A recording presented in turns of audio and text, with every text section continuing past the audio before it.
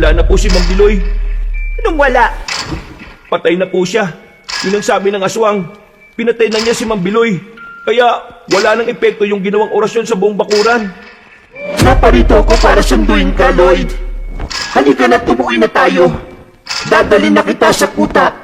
Dahil sabit na ako sa amoy mo. Hindi na talaga ako makapaghintay pa. Alam kong mahal mo rin ako. Tama ka. Dapat nga pakinggan ko ang puso ko. Kaya mamamatay ka na!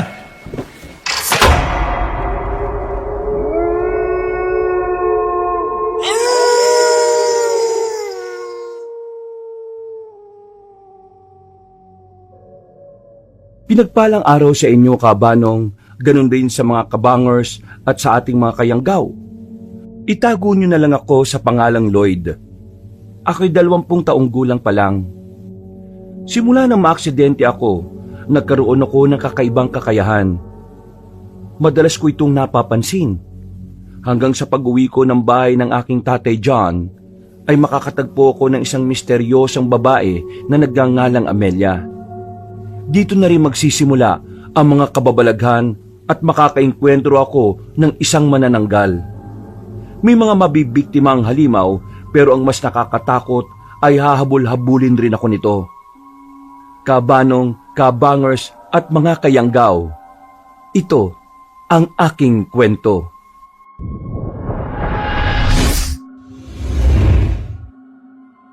Bago nga pala magsimula ang ating kwento, sana'y mapindot nyo muna ang subscribe button at ang notification bell para lagi kayong nanonotify pag may bago tayong mga kwento. At huwag nyo rin kalilimutan mag-like at comment. Napakalaking tulong po ito sa ating channel para mas makapagatid pa kami sa inyo ng mga magaganda at mga nakakapangilabot na mga kwento. At ngayon, sa ating pagpapatuloy.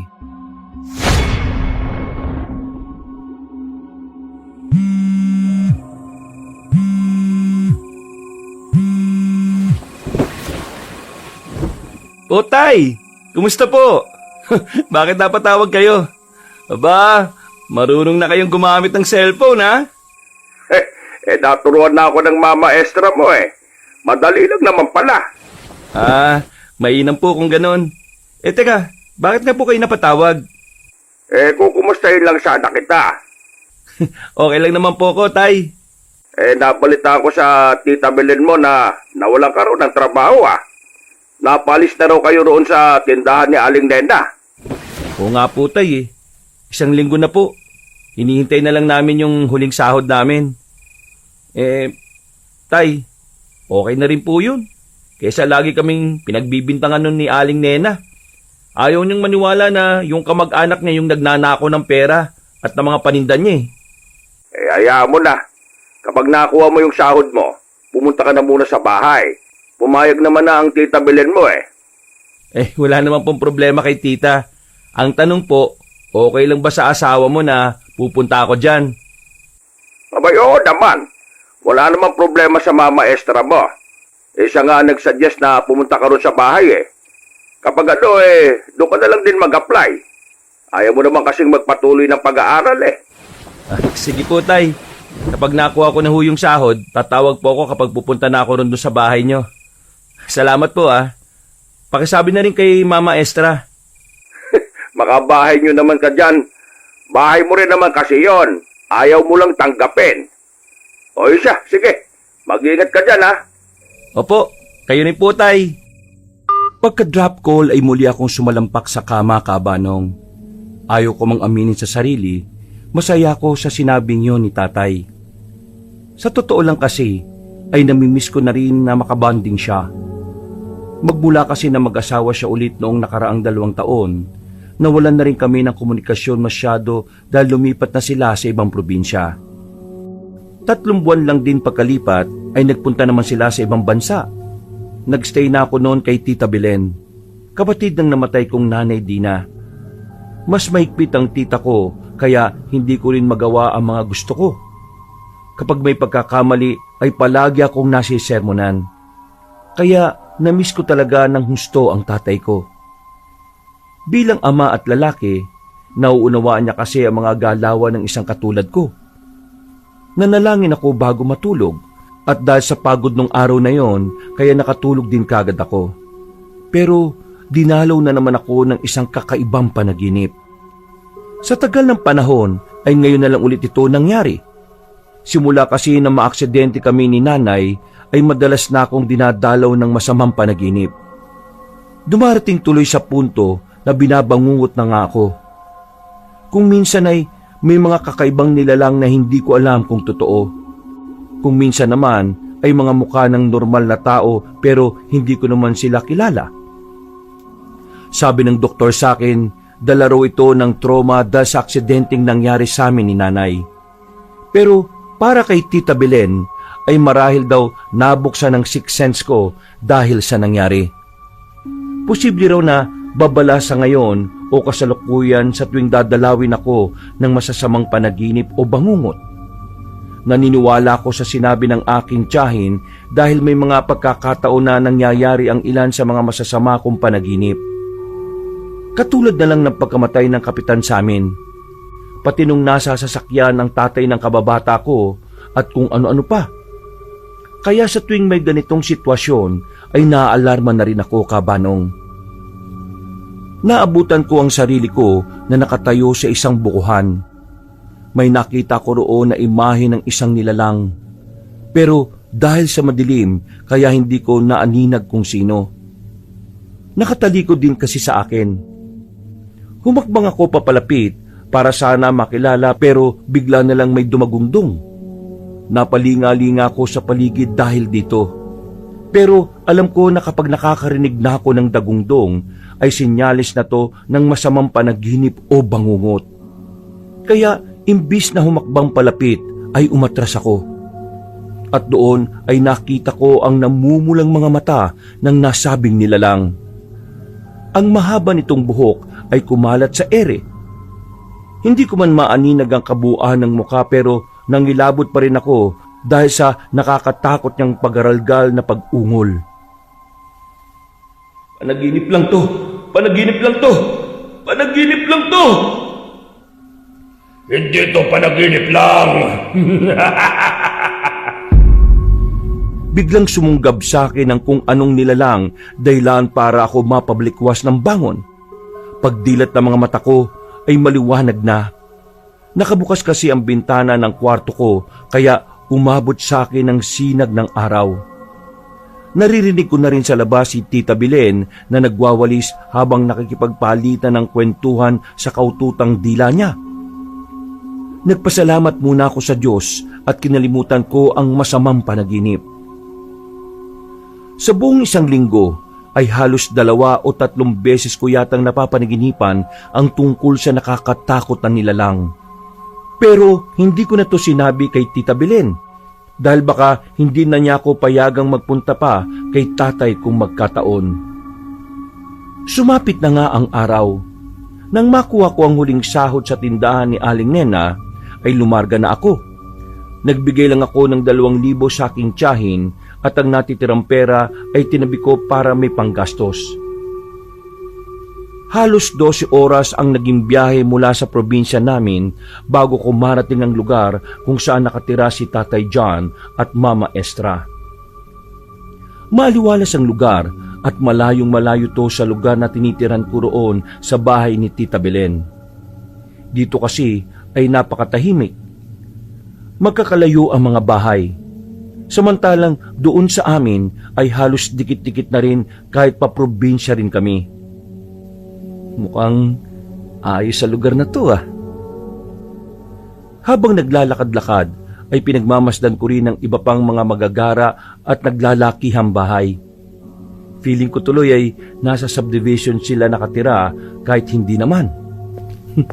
Ang swerte talaga ni tatay sa bago niyang napangasawa. Alam ko namang mabait si Tita Belen. Pero nakakailang kasi kung dito talaga ako sa kanila mag-i-stay. Pero siguro, panahon na rin naman na para itry ko. Napatingin ako sa malaking parke na katabi ng isang open basketball court. Naalala ko nung sinabi sa akin ni tatay tungkol dito. Kaya kahit papaano, kahit mukhang tahimik sa lugar na to, ay hindi ako maboboring. Makakapaglaro ko sa umaga o hapon kung kailan ko gugustuhin. Napatingin ako sa matangkad na lalaking medyo chubby ang katawan. Mag-isa lang siyang naglalaro sa basketball court. Nang mapalingon siya sa akin, ay nagdire-diretso na lang ako ng lakad hanggang sa mapadaan ako sa isang bakanting lote. Dito ko unang beses na nakita ang isang malawak na bukuhan. Bigla akong may naalala pero hindi ko na masyadong iniisip. Natuon na kasi ang atensyon ko sa lalaking chubby na biglang nadapa. Pinigil ko ang pagtawa dahil lumingon yun sa kinaroroonan ko bago tumayo at nagpagpag ng kanyang tuhod. Anong tinitingin-tingin mo, ha? Ha? Oh, wala. Natigilan na ako dahil tumalikod na ang binatang chubby na parang kaedad ko lang din. Hindi ko na siya pinansin, kabanong, at napakibit na lang ako ng balikat. Pagkalaon ay napatingin ako ulit sa mahabang bukuhan. May-ari kaya ng bukuhan na ito? Parang ang gara naman kung bakante lang talaga siya. Pero sabi ni tatay, kapag nakita ko na rin itong bakanting lote na puro bukuhan na malapit sa playground at basketball court, magbilang lang daw ako ng 4 na bahay mula roon. Bakit kasi magkakalayo yung mga bahay dito eh? Akala ko pa naman mas sibilisadong lugar na to kaysa sa amin. Pero mas probinsyang-probinsya pa rin pala rito. Pero in fairness magagara ang mga bahay. Yung bahay kaya nila tatay, maganda't malaki rin kaya. Nagpatuloy na ako sa paglalakad hanggang sa madaanan ko ang bukuhan.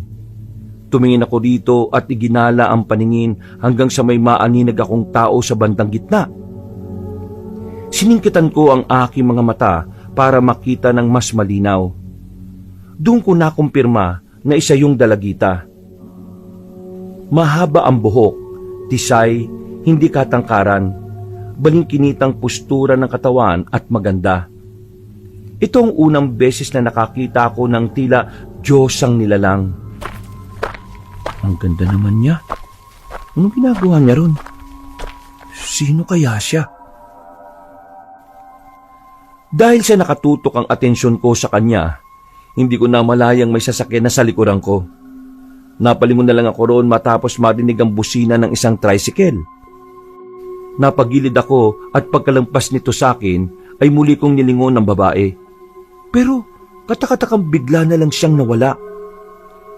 Iginala ko na lang ulit ang tingin sa bukuhan hanggang sa mapakunot na lang ako ng noo. Parang nakita ko na tong lugar na to Hindi ko lang talaga maalala kung saan Hayaan mo na nga. Nagtuloy-tuloy na ako sa paglalakad at ibinaling ang sarili sa pagbibilang ng bahay simula sa bukuhan. Hanggang sa matuntun ko na nga ang bahay nila tatay. Napahinto ko sa tapat ng mataas na stainless gate at binasa ang residence tag na nakaukit sa column. Limpot Residence. Ito na nga yung bahay ni tatay. Hindi ko pa halos natapos ang binibigkas ko sapagkat eksakto rin na bumukas ang maliit na gate. Niluwan nitong isang matandang ginang na medyo payat at kulot-kulot ang buhok. Naalala kong sinabi ni tatay na meron nga silang katiwala rito. Magandang umaga po. Kayo po ba si Manang Homes? Ay, oo. Ako nga yon, iho. Ako po si Lloyd Limpot. Anak po ako ni Tatay John Limpot. Sabi niya po alam niyo na po daw na darating ako. Ay, ikaw na pala yan. Ang aga mo palang dumating. Hindi ako nasabihan nila Jan at Estra. Mabuti't naabutan mo ako. Mamamalengke pa naman sana ako ngayon para sa pananghalian natin mamaya. Ay, ganun po ba? Naku, pasensya na po kayo. Ay, nako, hindi mo naman kailangang magpasensya. Ako rin naman may kasalanan. Ang akala ko kasi may nakastak pang may luluto sa rep. Wala na pala. Oh, halika na muna sa loob, iho. Maligayang pagdating sa'yo rito. Matagal ka na raw pinapupunta rito ng tatay Jan at mama Estra mo bakit ngayon ka lang napunta rito? Ha? Ano po kasi, may trabaho po kasi ako doon sa amin. Ngayon po kasi wala na. Dito na lang po ako mag-a-apply kung sakali. Nako iho, hindi mo naman kailangan magtrabaho kung tutuusin. Nasa ibang bansa ang tatay mo. At kung ako sa iyo pag-isipan mong bumalik ka na lang ulit sa eskwela. Oo nga ho pinag-iisipan ko nga rin po talaga ulit yan. Ay, naku, si tatay talaga Kinuwento pa sa iba yung tungkol sa akin. Awit sa'yo, tay. Pagpasok ng bahay, ay kagad akong pinaupo ni Manang Homes at ipinababa na rin ang dala kong malaking bag. Welcome ka dito, anak, ha? Maupo ka muna dyan at kukuha lang ako ng makakain pati maiinom mo saglit. Pasensya ka na at hindi ako nakapagluto ng almusal Ang akala ko kasi talaga mamaya ka pa darating. Nako, ayos lang po ako, Manang. Wag na po muna kayong mag-abala sa akin. Nakapag-almusal naman po ako bago pumunta rito. Ay, ganun ba? Sigurado ka, ha? Opo, promise po, cross my heart. Ay, sige. Ganito na lang. Ituturo ko sa iyo ang kwartong tutulugan mo. Tapos, magpahinga ka muna ron habang nasa palengke ako, ha? Kung ayos lang sa iyo. Kung gusto mo naman, manonood ka lang dito sa sala habang naghihintay ka sa akin. Wala pong problema. Ay, salamat sa Diyos. Pasensya ka na talaga, ha? Pero, huwag ka mag-alala. Dahil babawi ako sa lulutuin mamaya sa pananghalian at hapunan. Ano ba yung paborito mong ulam? Sinigang na hipon po at saka adobo sa gata. Yun po yung palagi niluluto sa akin ni nanay noon paborito rin yan ng tatay mo At lagi ko rin niyang niluluto rito. Ay siya, sige. Yan ang lulutuin ko para sa tanghali at sa gabi. Sige po, salamat po. O siya, maiwan na muna kita rito, ha? Bahay mo naman to kaya huwag kang mailang. Gawin mo kung anong gusto mong gawin. Ilalak ko lang yung pinto dahil may susi naman ako. Kung sakali makatulog ka gigisingin na lang kita bago mananghalian. Sige po, Manang. Ingat po kayo sa biyahe, ha? Sige, magpahinga ka na muna. Mamaya na lang tayo magkwentuhan. Pagkaalis ni Manang Homes ay naglibot-libot muna ako. Nakakamangha dahil talagang maganda ang nasabing bahay at kumpleto sa kagamitan. Medyo nalungkot lang ako dahil napakatahimik pala sobra. Masyadong tahimik pala sa lugar na to. Nakakamiss tuloy yung boses ni Tita Belen na maingay lalo na kapag umaga. Matawagan ko nga muna siya. Habang naglilibot sa unang palapag ng bahay, sinabi ko sa kanya na nandun na ako. Biniro ko pa nga siya na siguradong mamimiss ko ang pagbubunga nga niya dahil napakatahimik sa lugar na yon. Nang matapos na kami mag-usap, ay eksaktong paakyat na ako sa hagdan. Nalibot ko na rin kasi ang buong ground floor. Pagdating sa ikalawang palapag, ay dumiretso kagad ako sa sinasabing silid ni Manang Homes. Pagpasok ko doon, ay napawaw talaga ako habang nilalapag ang malaki kong bag. Pagkatapos ay dali-dali akong tumalon ng pasalampak sa kama. Grabe, saktong-sakto yung kama. Hindi sobrang tigas, hindi rin sobrang lambot. Para ako nitong nasa ulap Sarap matulog kapag ganito. Saglit akong napapikit subalit napadilat din kagad matapos makarinig ng tila mga nahulog na kung ano mula sa labas. Dahil dito ay dali-dali akong napalabas ng kwarto hanggang sa mapunta ako sa terrace ng second floor. Dito ay nakita ko ang isang maliit na flower vase na nabasag, kaya agad ko itong dinampot at nilinis. Nang makakita ako ng maliit na trash bin, ay inilagay ko yun doon. Pabalik na sana ako sa loob nang mapatingin ako sa bukuhan. Ayos kitang-kita pala rito yung bukuhan na yun. Sarap tuloy ng hangin Masarap ding magtambay dito Doon ko rin nakita yung babae kanina. Taga saan kaya yung magandang yun? Di na bale.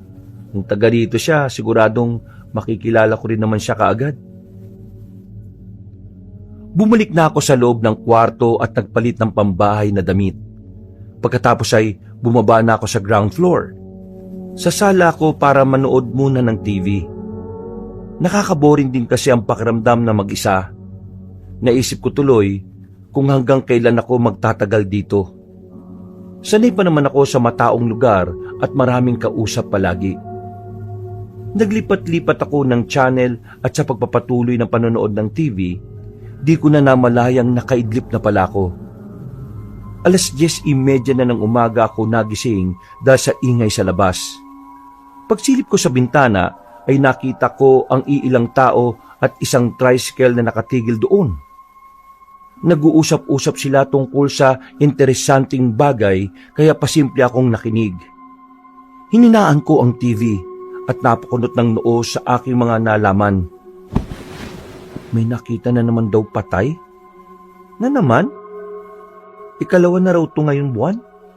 Ano yun? May mamamatay taong gumagala sa lugar na ito? Naku! Pag-alis ng mga taong yon, sakay ng tricycle ay nilakasan ko ulit ang TV. Pero nakarinig na naman ako ng ingay sa likod ng bahay. Tumayo ako mula sa pagkakahiga sa malambot na couch. Sa kamarahang naglakad at dumungaw sa bandang kusina. Doon ko biglang naisip ang tungkol sa mamamatay taong narinig ko kanina dun sa usapan. Nangilabot tuloy ako kabanong pero nagtungo pa rin ako sa kusina para makasilip sa likod ng bahay. Nakita kong ilang gamit sa kusina na nasa sahig kaya isa-isa ko itong dinampot.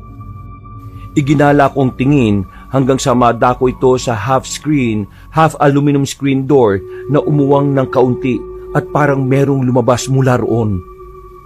Dali-dali akong nagtungo roon at saka binuksan ng screen door. Sumilip ako sa laundry area pero wala pa rin naman akong nakitang kahit na sino. Kaya napakamot na lang ako ng ulo. Medyo mababa lang ang bakuran sa likod ng bahay. Kaya kita ang ilang kapunuan sa labas at bahay ng kapitbahay namin na medyo may kalayuan. May nakita kong naglalakad na babae mula sa hindi kalayuan. Napakunot noo ako habang pinagmamasdan yon. Siya yata yung babaeng nakita ko sa bukuhan Nagtuloy-tuloy na siya hanggang sa hindi na maabot ng paningin ko. Nang pabalik na ako sa loob, eksakto na nakarinig ako ng doorbell. Sinundan to ng pamilyar na boses. Hindi ko lang din matandaan kung saan ko narinig. Umikot na ako at di na pumasok sa loob. Pagdating sa harap ng gate, mula sa ilalim ay naaninag ko ang anino at paa ng isang tao. Kaya binuksan ko kaagad ang maliit na gate. Tumambad sa paningin ko ang lalaking chubby kaninang nadapa. Tila nagkailangan kami dahil hindi rin niya inaasahan na ako ang bubungad sa kanya. Ikaw pala yan? Dito ka pala nakatira? Sorry kanina kung nasigawan kita. Naku, ayos lang yun. Ano pala yung bitbit mo, pre? Ito? Pinahatid ni Manang Homes. Magkausap pa sila ni Inay dun sa kanto Sige, salamat, pre. Ano nga palang pangalan mo? Ako nga pala si Lloyd. Cruz. Cruz ang pangalan ko. Bago lang ako dito Obvious naman Ngayon na kita nakita Ang pangit pa ng pagtatagpo natin. Oo nga Pero ayos lang yun. So, goods na tayo Oo naman. Naglalaro ka ba ng basketball? Minsan, laro tayo kung hindi ka busy. Oo, sige. Pero hindi ako magaling Ako rin naman Laro-laro lang naman. Shooting-shooting, pampapawis. Nadaan mo naman yung basketball court, di ba? Doon sa malapit doon sa bukuhan. Oo. Tuwing anong oras ba kayo naglalaro doon? Minsan, umagang-umaga, mga alas 6 o alas 7. Minsan naman hapon. Mas marami kapag hapon. Mamaya, pwede kang pumunta. Sige. Subukan ko mamaya. O paano? Alis na ako Baka hinihintay na lang din ako ni Inay Sige Lloyd. Sige, Cruz. Salamat ulit ha. Pag-alis ni Cruz, isinara ko kagad at ikinandado ang maliit na gate.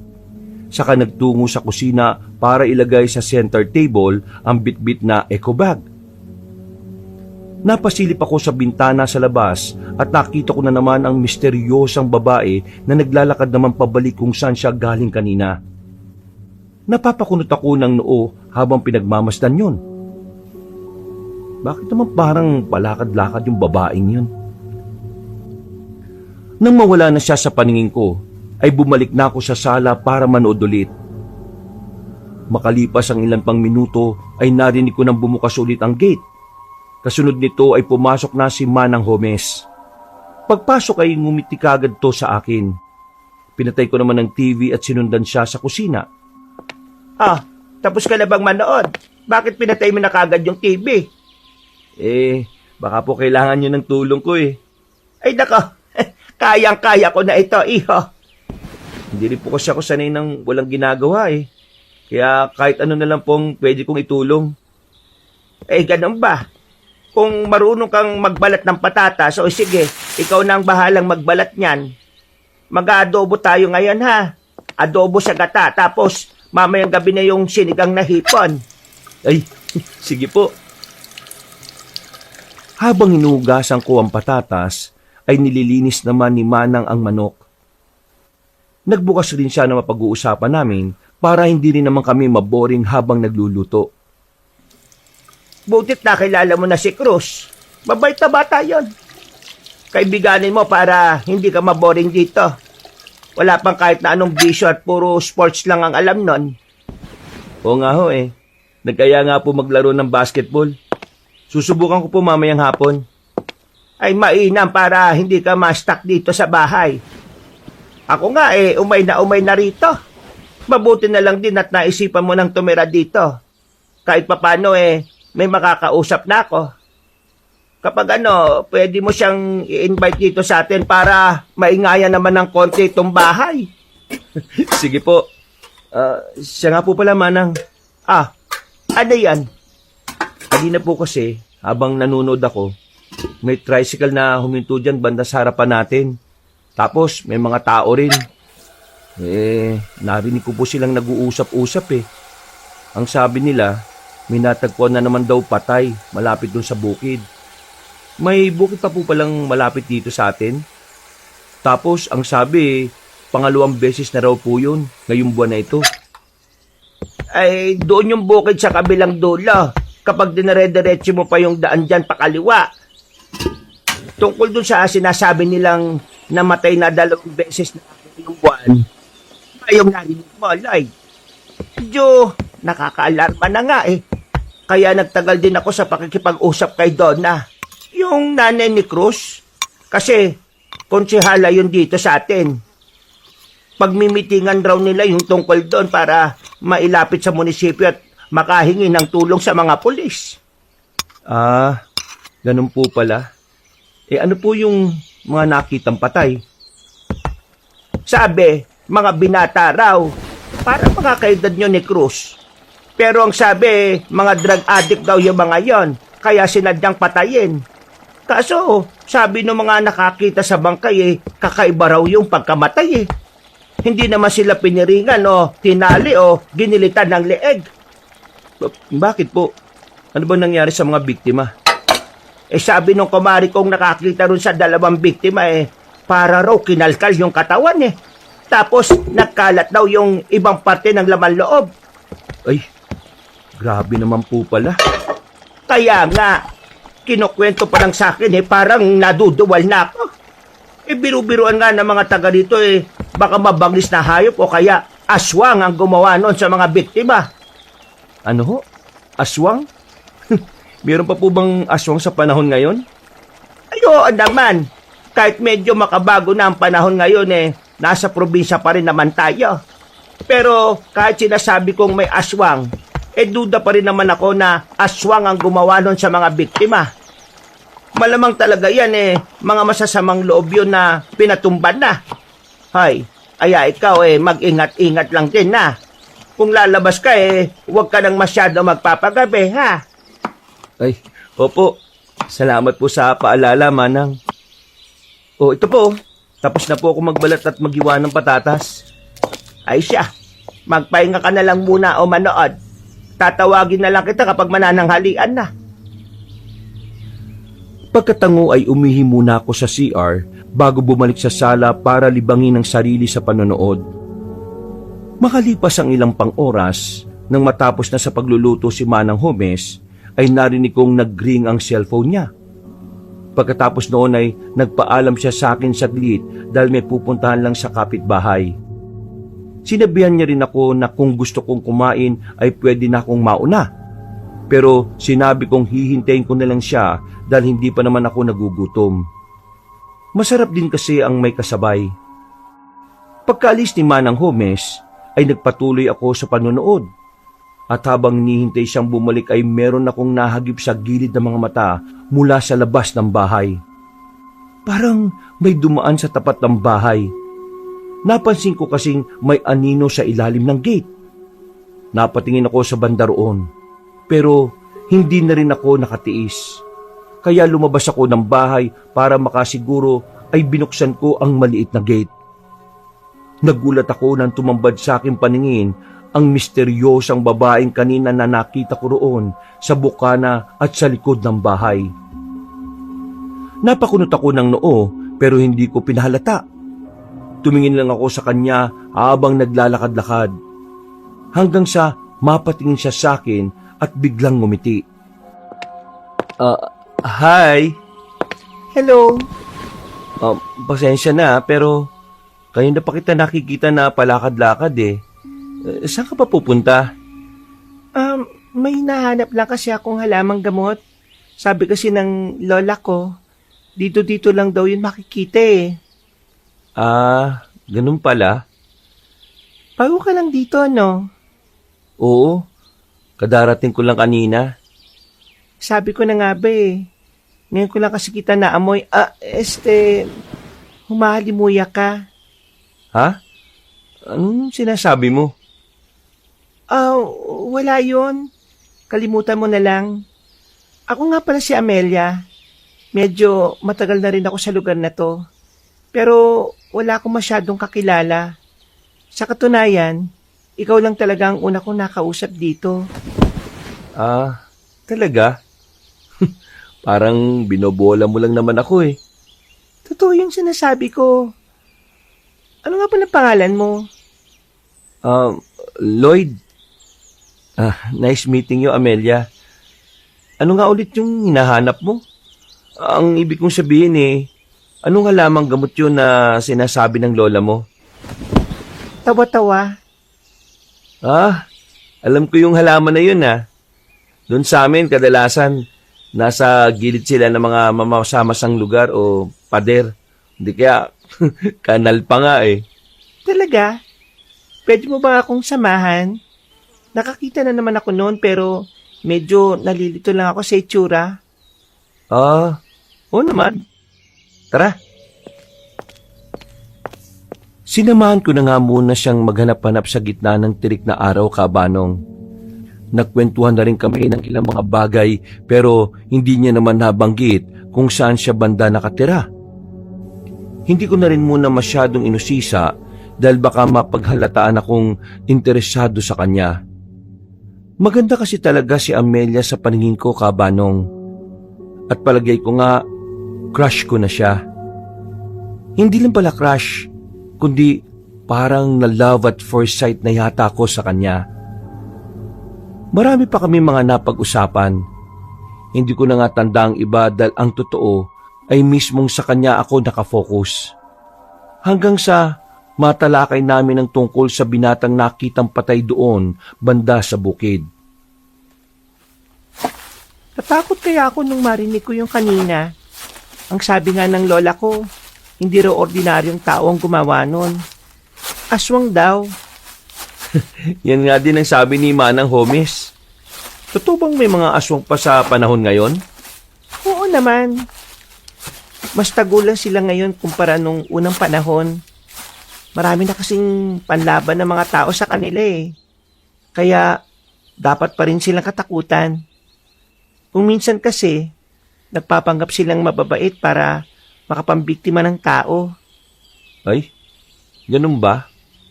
Medyo nakakatakot nga yung sinasabi mo.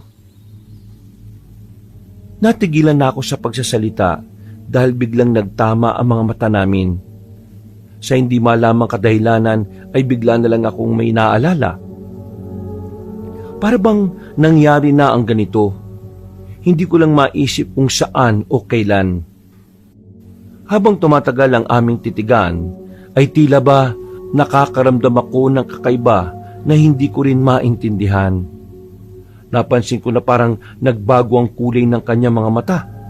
Pero naisip kong baka dala lang yun ng refleksyon ng araw. Pinilit kong kumurap, pero para akong naistatwa. Sa isang iglap ay bigla na lang akong nilamig. Lamig na hindi pangkaraniwan. Nagtayuan ang mga balahibo ko sa braso at sa batok. Kasunod ng makahulugang pagngiti sa akin ni Amelia.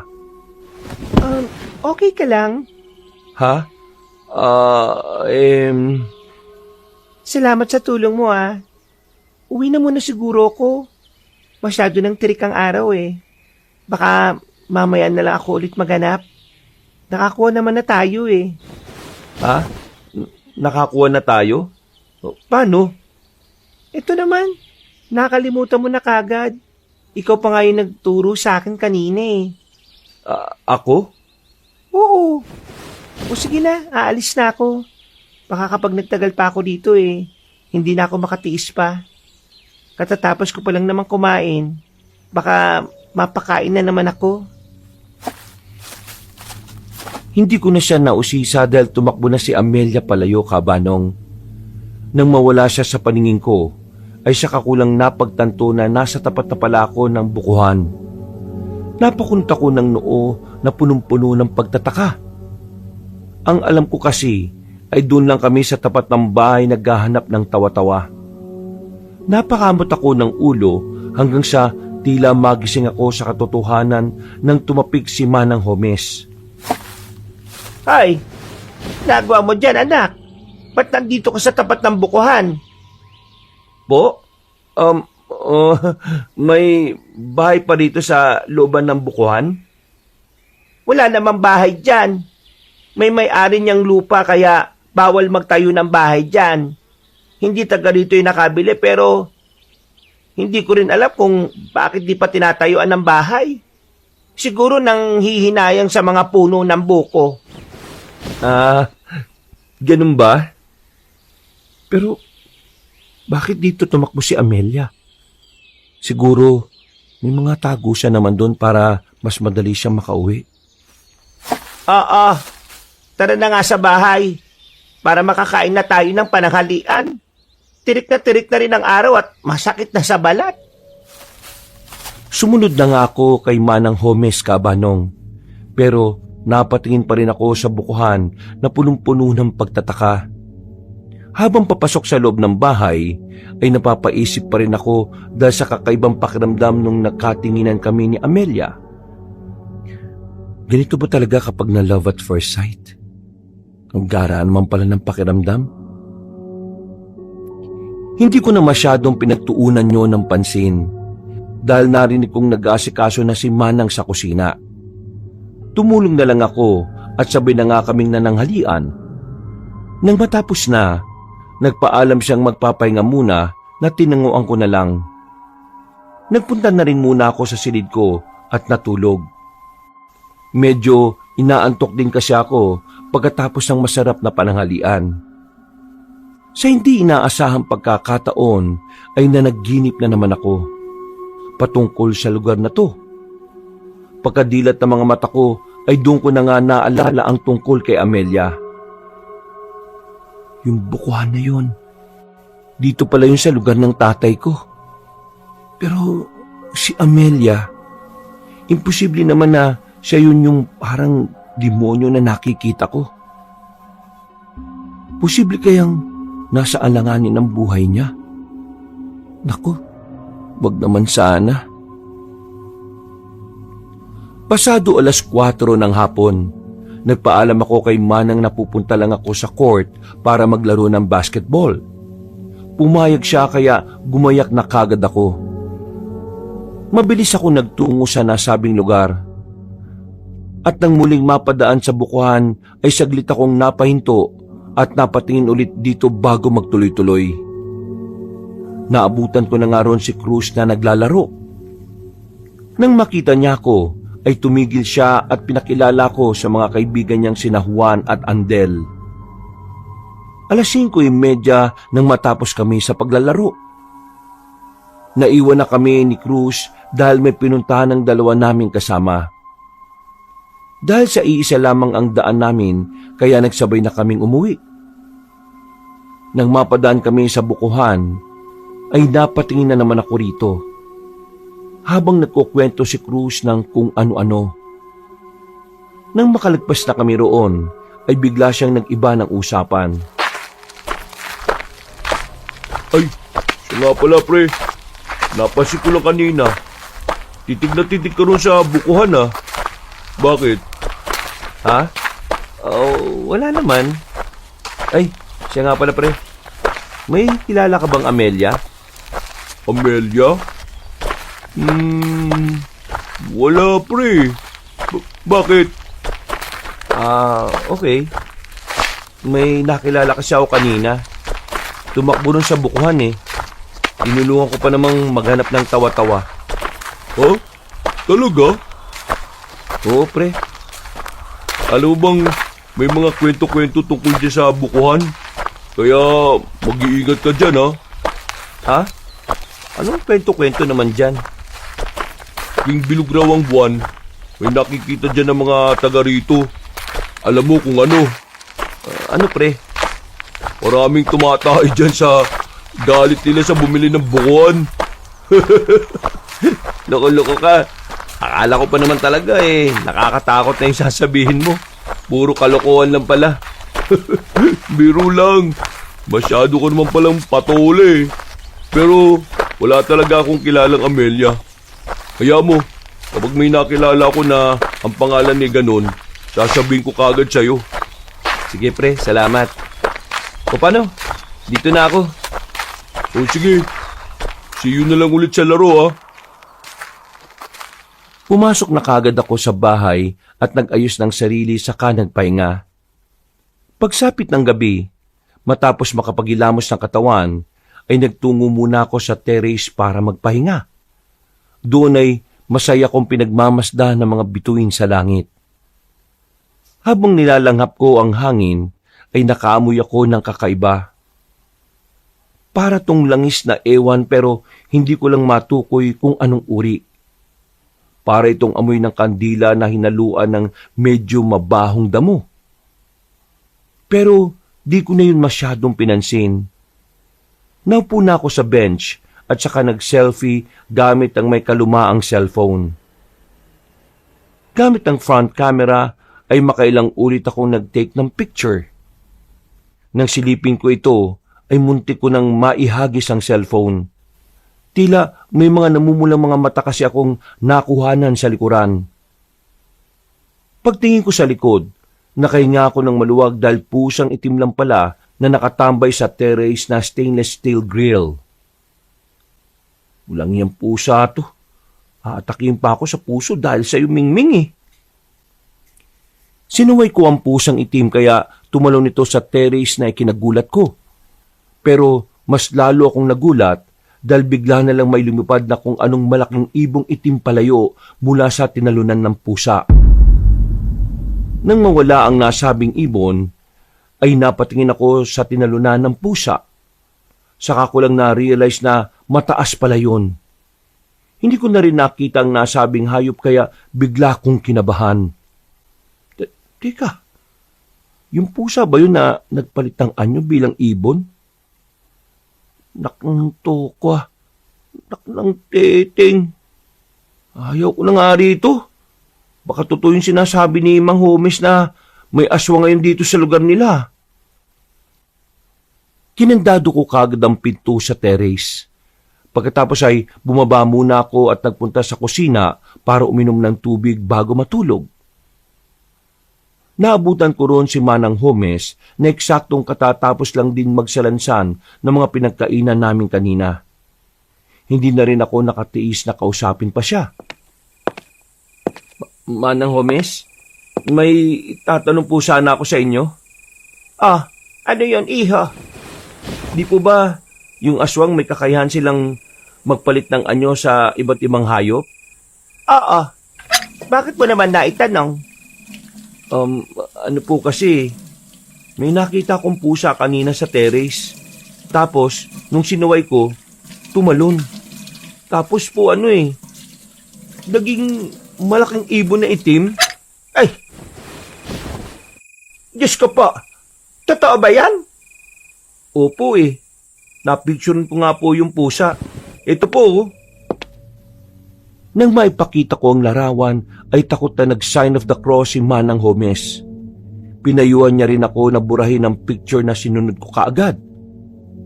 Pagkatapos ay inaya niya ako magpunta sa altar para magdasal. Higit 15 minutos din kaming naroon at nang matapos na ay pinayuhan niya ako na mag-lock ng mga bintana. Hindi na ako masyadong nagtanong pero ramdam ko sa pananalita at kilos niya ang takot. Dito ko lang din naalala ang payo sa akin ng tatay ko nung nakaraan na palaging sumunod sa mga bilin ni Manang Homes. Dahil nga sa mapamahiin ng matandang kasambahay. Katulad ngayon, bago matulog ay naglagay ako ng asin sa bintana ng aking kwarto. Kinabukasan, eksakto 6:30 ng umaga. Matapos makapagilamos ng muka, ay bumaba kagad ako sa kusina para mag-almusal. Pagdating ko roon ay nakita kong may kasama na si Manang Homes na pinakilala sa akin bilang si Manong Biloy. Naunawaan ko kagad kung anong pakay ng may edad na Ginoo dahil sa itsura niya. At maya-maya pa ay naglabas na siya ng isang sanga na may tuyong dahon. Binigyan naman siya ni Manang ng baso at itlog. Pagkakuha ay binulungan niya ang itlog at saka binasag sa mismong baso. Nakita ko na nagkaroon ng kakaibang anyo ang itlog. At narinig ko pang sinabi ni Mang Biloy na totoong araw na dumalo sa bahay namin kagabi ang aswang. Diyos ko po! Ibig sabihin pala talaga may aswang na gumagala-gala rito sa lugar natin, Biloy. Ano ba ang pwedeng gawin para layuan kami ng aswang? May kinuha ang albularyo sa luma niyang bag na pulseras na may Carmen de Guerra na nakapendan. Binigyan niya kami tig-isa at pagkatapos ay nagpatuloy na siya sa kanyang ginagawa. Halos kalahating oras na tila nag-uorasyon ng Ginoo sa loob ng bahay at bakuran. Pagkatapos ay pinamerienda siya ni Manang Homes at binigyan ng kaunting pera bago umalis. Kampante na ako ngayon na hindi na tayo dadalawi ng aswang. Ganun po ba yon? Importante na pinadadasalan natin ang orasyon ng mga bahay para maitaboy ang mga masasamang elemento. Kasama na ron yung aswang at iba pa. Di po ba labag sa simbahan ng mga ganon? Mas okay pa rin po ang dasal at pananalig sa Diyos? Ayo naman, tama ka sa sinabi mo. Pero wala rin namang masama kung maniniwala tayo sa mga katulad ni Biloy. Ay, siya nga pala. Palagi mong isusuot yung pulang pulseras na may Carmen de Guerra, ha? Narinig mo naman ang sinabi niya kanina. Kaya dumalaw dito yung aswang dahil sa nakakita siya ng bagong salta. Sa madaling salita, ikaw talaga yung pakay nun, kaya nag-anyong pusa kagabi tapos naging ibon, katulad ng sinabi mo. Parang nagkataon lang naman po Wag mong baliwalain ang pamahiin, Lloyd. Mas mabuti na ang sigurado tayo. Ibiniling ka pa naman ng tatay mo sa akin, kaya pakiusap lang na sundin mo ang mga sinasabi ko. Para rin naman niya si kabubuti mo. Concern lang ako. Opo, Manang. Salamat po sa concern ninyo. Pagkatapos namin mag-almusal, ay bumalik na rin si Manang sa mga gawaing bahay. Ako naman, dahil walang magawa, kaya nagpaalam sa kanya na lalabas muna.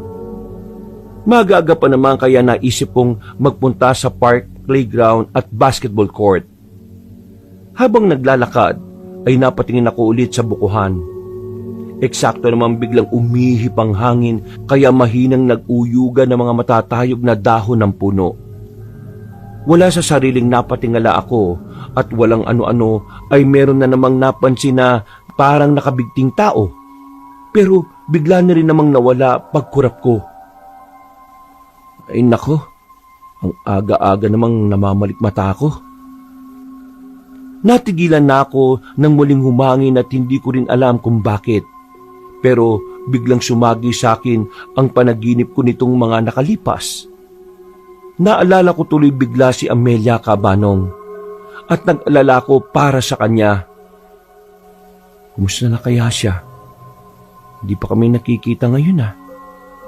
Sana lang talaga walang mangyaring masama sa kanya. Sana hindi magkatotoo yung masama kong panaginip. Nagmadali na ako sa paglalakad hanggang marating ang parke. Doon ay nakita ko sina Cruz, Juan at Andel na nag-aayos ng kani-kanilang mga sarili. May dala silang bola pero di ko alam kung tapos na silang maglaro o magsisimula pa lang. Nawala tuloy agad sa isip ko ang nakakakilabot na nangyari kanina sa tapat ng bukuhan. Mga pre, tapos na kayo maglaro? Uy, nandiyan ka pala. Magsisimula pa lang kami. May mga nagzuzumba kasi kanina rito Kaalis-alis lang din. Sakto. Tara, laro ka dito. Dalawahan tayo. O sige, maglalaro ako. Nagpapawis na nga kami at mabilis na lumipas ang oras. Masaya ang naging laban dahil halos tabla lang. Nagpahinga muna kami at napagkwentuhan ulit ang tungkol sa nakitang patay dun sa bukid. Sina Juan at Andel ay naniniwala rin na hindi pangkaraniwan ang gumawa nun. Pero ako ay saktuhan lang. Kahit probinsyano kasi, ay hindi naman talaga ako naniniwala sa mga ganung bagay. Kaya madalas din ako noon na nakakaalita ni Tita Belen. Lalo na pagdating sa pagsunod sa mga pamahiin. May nakwento pa sila na ngayon nga raw ay parang may kakaiba sa aming lugar. Sabi nga raw ng pari sa simbahan ay parang nagsisimulang pagharian ng kadiliman ng baryo pero ayaw ko yung paniwalaan. Lumipas ang ilan pang araw, muli na naman ako na naginip pero sa pagkakataong ito ay mas malinaw na. Dahil tuloy dito ay mas lalo kong nag-alala para kay Amelia. Ilang araw ko na rin siyang hindi nakikita. At wala naman akong ibang mapagtanong ang ibang tao. Katulad ni Cruz, hindi rin kilala ni Juan at Andel ang babaeng tinutukoy ko. Sa tagal nila sa lugar na yon, wala silang naririnig na nagngangalang Amelia. Biyernes ng gabi, bilog na bilog ang buwan at tila malinsangan ng paligid. May aircon naman sa kwarto ko pero hindi pa rin ako nakatiis at mas pinili ko pa rin buksan ang bintana. Nasanay kasi talaga ako sa sariwang hangin. Ganun kasi ang ginagawa ko sa bahay ni Tita Belen kapag ayaw kong mag-electric fan. Eksakto 12:00 ng hating gabi, hindi pa rin ako makatulog. At habang nag-i-scroll sa social media sa cellphone, ay nakarinig ako ng mahihinang ingay mula sa labas ng kwarto. Tumigil ako sa ginagawa at kagad bumangon sa kama. Marahan kong binuksan ang pinto ng kwarto at sumilip sa hagdan na nasa kaliwang banda malapit sa pinto ng terrace. Doon kasi nanggaling ang ingay. Sumilip ako sa labas mula sa salamin ng pinto hanggang sa makita ko na naman ang pusang itim. Sigurado ako na ito ang pusang sinasabing aswang ni Mang Beloy. Napatras ako nang makita na tila nag-iba ang kulay ng mga mata niya. Mula sa pagiging kulay dilaw ay naging pula ito. Pero hindi ako nagpatinag. Hindi naman kasi ako natatakot sa kanya sa totoo lang. Akala ko ba hindi na mapapasok o madadalo ng aswang tong bahay namin, sabi ni Mang Biloy. Bakit nandyan na naman tong pusang to? Uy, umayos ka nga dito! Kitang-kita ko kung paanong miti sa akin ang pusa na parang tao. Pagkatapos nito ay umalingasaw na naman ang kakaibang amoy ng langis. Ganitong-ganito rin ang naamoy ko nung nakaraang gabi. Kaya dito ko na siguro na sa hayop na yun nanggagaling. Siya pala yung naaamoy ko na yun. Ibig sabihin, totoo talaga na may aswang sa lugar na to. Hoy! Aswang ka! Umalis ka nga rito! Naglakad siya hanggang sa hindi na naabot ng paningin ko. Dahil dito ay bumalik ako sa kwarto para doon siya silipin. Pero pagpasok ko ay sumalubong sa akin ang may kalakasang hangin. Pagtingin ko sa bintana ay tinatangay na rin ng kurtina ng hangin. Pagkalaon ay muling umalingasaw ang kakaibang amoy ng langis. Hanggang sa maya-maya pa ay nakarinig na ako ng pumapagaspas na pakpak sa labas. Hindi pa man ako nakakalapit ay lumantad na ang nakakakilabot na nilalang. Gulong-gulo ang mahabang buhok nito na parang bruha. Nakakatakot ang itsura na parang taong paniki at may malalaking nangingitim na mga pakpak. Nang tingnan ko ang balat niya, para yung kahoy na maugat-ugat. Mahaba rin ang dila pero manipis yun at ang mga mata ay namumula ng gusto. Inay ko po! Halimaw! Nagkampay yun ng pakpak kaya napatras ako. Lalo na nang sinubukan itong pumasok mula sa bintana. Mabuti na lang ay malaki ang pakpak nito kaya hindi nagkasya. Hindi ko pa man suot ang pulang polseras na may Carmen de Guerra. Ano bang kailangan mo sa akin, ha? Umalis ka na! Umalimuyak ang amoy ng dugo mo. Napapaliw na ako sa'yo, Lloyd. Ha? Teka, paano mo ako nakilala? Importante pa bang malaman mo yon? Papasukin mo ako at ang matikman na kita. Hindi ka pwede pumasok. Sabi naman Biloy, hindi ka na raw makakadalaw dito dahil sa orasyon niya. Oo, tama siya. Hindi na makakatungtong ang kahit na sinong alagad na kadiliman sa bakuran ninyo. Maliban na lang kung mamamatay na mismo ang nagsagawa ng orasyon sa lugar na ito. Ha? Anong ibig mong sabihin? Huwag mong sabihin. Oo, tama ang naisip mo, Lloyd. Pinatay ko na ang walang yang yon na sagabal sa plano ko. Ilang araw ko na rin siyang minamanmanan hanggang sa makakuha ko ng tiyempo. Ngayon, wala nang makakapigil sa akin. Takam na takam talaga ako sa iyo. Manang Omes! Tulong! Nandito yung aswang! May halimaw dito! Tulong! Galit na nagpumilit pumasok ang nakakatakot na aswang. Subalit dumating na rin si Manang Homes. Gulat na gulat din siya nang makita ang halimaw. At mabuti na lang ay handa rin siya. Kaganyang sinaboy ang asin na may basbas na galing sa simbahan. Pinayo kasi ito ni Mang Biloy nung nakaraan. Sa pulang aswang sa muka, pakpak at ilang pang bahagi ng katawan. Biglang umusok ang katawan niya at nalusaw na parang asido ang tinamaang parte. Dahil dito ay napaangil ang halimaw sa galit. Isang nakakapangilabot na along ang umalingaw-ngaw sa buong paligid. Susugod pa sana ito sa amin pero muling nagsaboy si Manang Homes. Kaya wala na tong mapagpilian kundi ang lumipad palayo. Dali-dali ko namang isinara ang bintana at kinandado. Saka napatingin sa kasambahay na tila gulat na gulat din. Aswang ba talaga yon? Opo, yung halimaw po na yun ang pusang itim. Manang, nakita ko siya sa terrace bago magpalitan nyo bilang aswang eh. Sabi ko naman sa iyo, huwag mo nang bubuksan ang bintana, Lloyd. Nakasara naman po ah. Kasasara mo lang talaga. Ay teka, parang katuntong ulit yung halimaw na yon dito sa bakuran natin. Nag-orasyon na dito si Biloy ah. Wala na po si Mang Biloy. Anong wala? Patay na po siya. Yun ang sabi ng aswang. Pinatay na niya si Mang Biloy. Kaya wala nang epekto yung ginawang orasyon sa buong bakuran. Matapos kong ipaliwanag ang nangyari, ay merong kagad tinawagan si Manang Homes. Ito'y para kumpirmahin kung totoo ang aking sinasabi. Habang nakikipag-usap siya sa kabilang linya, tinawagan ko rin muna si tatay para ipaalam ang nangyari. Gulat na gulat sila ni Mama Estra at hindi makapaniwala sa ikinuwento namin ni Manang. Ramdam ko ang matinding pag-aalala ng tatay ko sa akin.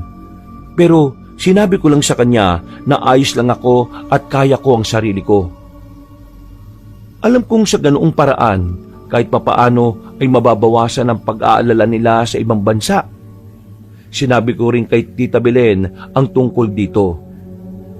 Pareho rin sila ng naging reaksyon ni tatay. Pinauwi pa nga ako roon pero ayaw ko namang iwan si Manang. Baka kasi siya pa ang balikan ng aswang at patayin. Siguradong hindi ko mapapatawad ang sarili ko kapag nangyari yon. Kinabukasan ay kumalat nga kagad sa baryo ang nangyari kay Mang Biloy. Totoo nga na namatay siya sa karumal-dumal na paraan. At sigurado kami na ang aswang na umatake sa bahay ay ang gumawa nito sa kanya. Lumaganap din kagad sa baryo na sinugod kami ng aswang kaya marami tuloy ang mga osyosero at osyosera na panay punta sa bahay. Nakikipag-usap sila lagi kay Manang Homes para lang makakuha ng mapagchichismisan. Ilang araw pa ang lumipas. Makailang beses nang naganap si Manang Homes ng albularyo pero walang nagtangka na orasyonan ang bahay namin. Natatakot kasi sila na baka sapitin din nila ang sinapit ni Mang Biloy. Mabuti na lang din at hindi pa rin nagpapakita ang aswang pagkatapos ng gabing yun. Kaya kahit papaano ay kampante pa rin kami sa bahay. Sa tansya kasi namin ay napuruan ng aswang matapos siyang masapul ng asin na may bendisyon galing simbahan sa muka, pakpak at iba pang bahagi ng katawan. Madalas din kasing nag-i-sleep over sa amin ngayon sina Cruz, Juan at Andel. Pinatatauhan din talaga ang bahay para maiwasang maulit ang nangyari. Balak na rin pabindisyonan ulit ang buong lupa pero wala pa sa ngayon ang pari kaya naghihintay-hintay pa kami. Sumapit na naman ang isang linggo, Biyernes ng gabi at magkakasama kami sa kwarto ni na Cruz, Juan at Andel. Nakasara ang bintana at meron asing nakabindisyon sa gilid. Kampante kaming lahat sa pag-aakalang hindi mapapasok ng aswang ang silid. Tulog na tulog ang mga kasama ko nang makarinig ako ng ingay. Ayaw ko sanang lumabas ng kwarto pero nag-aalala ako kay Manang Homes. Bumaba ako sa ground floor dahil doon ko narinig ang ingay. Ang akala ko nga ay si Manang lang yon, pero hindi pa rin naaalis sa isip ko ang pangamba. Dahil din dito ay lagi ko na rin tuloy suot-suot ang pulang pulseras na may pendant na Carmen de Guerra. Para rin makasigurong may panlaban, dinala ko ang baseball bat. Habang palapit ako ng palapit sa kusina ay mas lalong lumalakas ang ingay. Kaya mas lalo rin akong kinakabahan. Pero syempre, tinatapangan ko pa rin kahit ang totoo ay nakakatakot. Manang Homes, ikaw po ba yan? Habang nasa sala, nagpalinga-linga muna ako sa paligid bago marahang naglakad papunta sa pintuan ng kusina. Pagdating doon ay saglit akong tumigil at sumandal. Bigla na lang kasing tumahimik ang paligid. Kinutuban ako na baka natunugan na ako ng kung sino mang nilalang na naroroon. Habang nagpipigil ng sarili, may pitong hinawakan ng magkabilang kamay ang lumang bat. Nagbabaka sakali na lang din ako na sana ay panaginip lang ito ng gabing yon. Ako, Lloyd, ano ba itong ginagawa mo? Nagtatapang-tapangan ka. O pwede mo namang gisingin ng mga kasama mo dito ngayon eh. Bakit mag-isa kang pumupunta dito sa kusina? Ano ko ba? Hindi ko na halos natapos ang huling salita dahil muli na naman nagkalansingan ng mga gamit sa kusina. Sa gulat ay kamuntikan pa nga akong mapasigaw. Mabuti na lang ay natutup ko kagad ang bibig at mabilis na napasandal sa gilid. Huminga muna ako ng malalim at pilit na ikinalma ang sarili bago dahan-dahang dumungaw sa pintuan. Mula sa pinopwestuhan ay kitang-kita ng dalawa kong mga mata ang kalahating katawan na tila may kung anong hinahanap-hanap sa kusina. Nagulat din ako dahil nakabukas na ang pinto sa likod ng bahay. Pagbukas ko ng ilaw ay dito na nga tumambad sa akin ang itsura nito. Halos masuka-suka ako nang makita sa ibabaw ang lamang loob ng kalahating katawan. Muli ring umalingasaw ang amoy ng kakaibang langis kaya napatras ako at napasigaw. May kalahating katawan, Manang Omis! Tila narinig ako ng kalahating katawan. Pumaling kasi ito sa direksyon ko at mabilis na naglakad ang mga paa nito na parang sasalakay. Sa sobrang pagkataranta ay na-outbalance ako. Natumba ako paharap at nabitiwan ng bat na hawak ko. Tumalsik yun sa malayo at bago ko pa makuha ay dinambahan pa ako ng kalahating katawan. Kahit alam ko namang tila wala tong laban, nataranta pa rin ako at nagsisisigaw na lang. Akala ko rin talaga noon ay matapang talaga ako pero alam ko na ngayon sa sarili ko na isa akong malaking duwag. Tulong! Tulong! Tulungan niyo ako! Halos lumawit na ang lalamunan ko sa kakasigaw. Hanggang sa marinig ko na sila Cruz, Juan at Andel na nagtatakbuhan pababa. Nang makita nila ang kalahating katawan na nakadagan sa akin, hindi nila alam kung matatawa ba sila o matatakot sa itsura ko.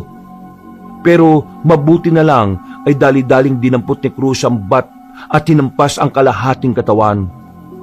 Tumalsik yun pabalik sa kusina. Napatingin naman ako doon dahil biglang nawala ang kalahating katawan. Oh, saan nagpunta yun? Hindi ko alam, pre. Sige na, tumayo ka na dyan.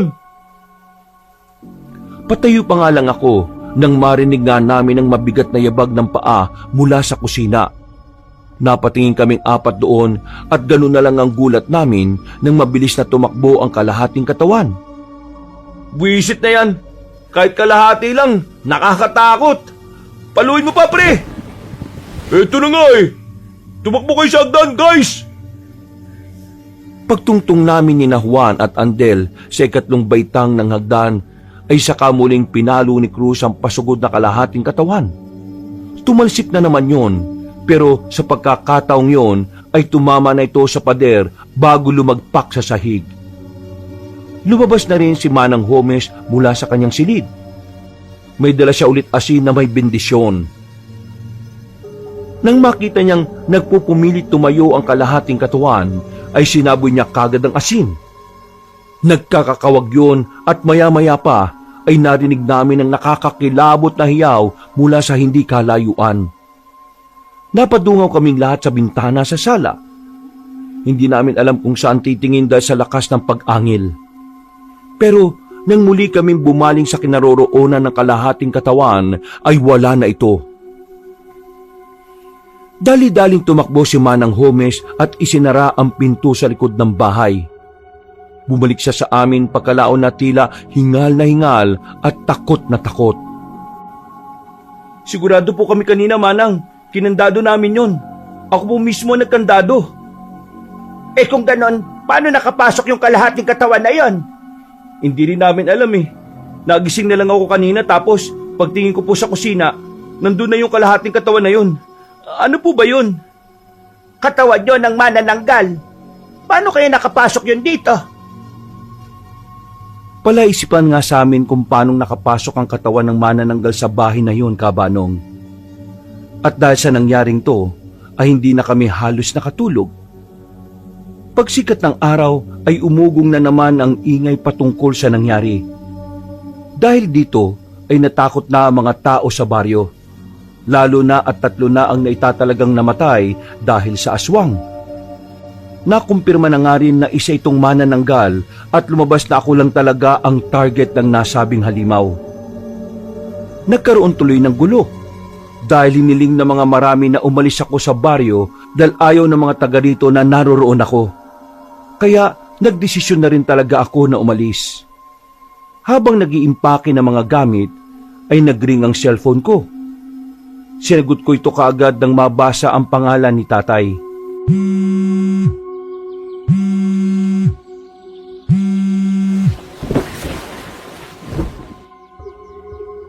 Tay, magandang araw po rito at magandang gabi dyan. Bakit po kayo napatawag? Bumabati ka ng magandang umaga at gabi pero ang lamya ng boses mo. Medyo malungkot lang po dahil sa akin nakakagulo yung mga taga rito sa inyo. Pagpasensya mo na mga taga dyan, anak. Intindi mo na lang dahil natatakot sila sa nangyayari. Pero kung nandyan lang kami ng Mama Estera mo, hindi ka namin hahayaang ipagtabuyan ng mga taga dyan. Nakakainis lang din sa parte ko eh. Bilang tatay mo, wala man lang ako magawa. Wag niyo na pong pakaisipin yun, tay. Ang mahalaga po okay naman ako. At saka po, para na rin to sa ikabubuti ng lahat. Ang gwapo mo kasi anak eh. Kaya pati manananggal nahabol-habol ka. Si tatay naman, ng asar pa. Ang dami namang makakagusto sa akin. Bakit yung aswang pa? Pinapagaan ko lang ang pakiramdam mo, anak. Para naman hindi ka malungkot sa pag-alis mo dyan. Ang totoo nga yan naiinis ako sa sarili ko. Ako ang nagpilit-pilit sa'yo na magpunta dyan tapos ganito ang nangyari. Pakiramdam ko tuloy kasalanan ko. Tay, wag niyo na pong sisihin ang sarili niyo. Ayos lang naman ako. Gusto ko rin naman pong pumunta rito Nagkataon lang po talaga na, sabi niyo nga po, nagustuhan pa ako ng isang manananggal. Mas okay sana kung si Amelia na lang ang nagkagusto sa akin Oy, sino naman yung Amelia na yon? Yun nga po, tay Yung una at huli naming pagkikita nung unang dating ko rito sa inyo. Hindi rin naman siya kakilala ng mga taga dito. Kaya kahit gustuin ko mang magpaalam hindi ko rin alam kung paano. Hayaan mo na anak. Ipapakilala kita sa mga taga rito. Naisip na kasi namin ng Mama Estra mo na sa susunod na taon kukunin ka na namin. Maghintay-hintay ka lang dyan. Sige po, tay. Oy, basta, mag-iingat ka dyan ha. Balitaan mo ako kapag nakauwi ka na sa Tita Belen mo. Opo, tay. Kayo rin po. Mag-ingat po kayo. Salamat po at pakikumusta na lang po ako kay Mama Estra ha. Pagkatapos namin mag-usap ni tatay ay medyo gumaan ulit ang pakiramdam ko, kabanong. Ganito talaga ang nangyayari sa tuwing nakakausap ko siya kahit sa maiksing oras lang. Grabe rin kasi talaga ang pagka-miss ko sa tatay ko. Kung pwede nga lang na araw-araw o gabi-gabi kaming magkausap, baka lagi ko siyang tatawagan. Maya-maya pa, pagkatapos kong mag-ayos ng mga gamit, narinig ko na sa labas ang tunog ng sasakyang inarkila ni Manang Homes para magatid sa akin. Paglabas ng gate, ay nagulat ako dahil nandun din sina Cruz, Juan, Andel at pare-pareho silang may dalang mga gamit. Oh, sa kayo pupunta? Saan pa? Hindi sasama sa'yo. Ha? Seryoso? Oo nga. Hindi to prank, tangik. Di ba, Manang Homes? Alay. Pumayag naman yung mga magulang nila dahil sa takot ngayon dito sa baryo. Pero 2 linggo lang silang magbabakasyon sa inyo. Nakausap na rin naman namin ang tatay mo at ang tita Belen mo roon sa inyo. Payag naman siya. Natutuwa nga siya dahil meron ka na nga rin mga bagong kaibigan. Oh, ayaw mo pang maniwala ha? Sabi ko naman sa'yo, pre. Anong naisip nyo? Bakit nyo naisipang sumama sa akin dun sa amin? Siyempre, sanggang dikit na tayong lahat eh. After nating makainkwentro yung kalahating katawan ng manananggal. Puro talaga kayo kalokohan, no? Pero, salamat sa inyo mga pre, ha? Matapos kaming magngitian, ay sinabihan na nga kami na isakay na namin ang mga gamit sa kotse. Sumakay na kaming lahat kasama rin si Manang Homes. Mag-i-stay din kasi siya ng 2 linggo sa bahay ni Tita Belen. Habang nagmamaneho, ay nag-check ako ng gamit. Pagkarating sa tapat ng basketball court, ay saka ko lang naalalang nakalimutan ko ang cellphone ko. Pinahinto kong sasakyan para balikan yon. Binigay sa akin ni Manang Homes ang susi kaya dali-dali akong tumakbo. Hindi na rin ako nagpasama para mas mabilis. Pagdating sa loob ng bahay, kinuha ko kagad sa sala ang cellphone. Lumabas kagad ako at patakbong bumalik sa kotse. Hanggang sa mapahinto ko sa tapat ng bukuhan. Nagulat na lang ako nang makita roon si Amelia. Nanlaki ang mga mata ko habang natitigilan. Amelia? Balita ko, aalis ka na. Oo nga eh. Nabalitaan mo na rin naman siguro yung nangyayari ngayon. Hindi ka ba mapipigilan? Ngayon lang kasi ako hindi naging abala eh. Sayang, kung kailan na may oras na ako. Okay na kasi ngayon ang lola eh. Salamat ulit sa pagtulog mo sa paghahanap ng tawa-tawa ha. Walang anuman. Alam mo, wala talaga akong choice eh.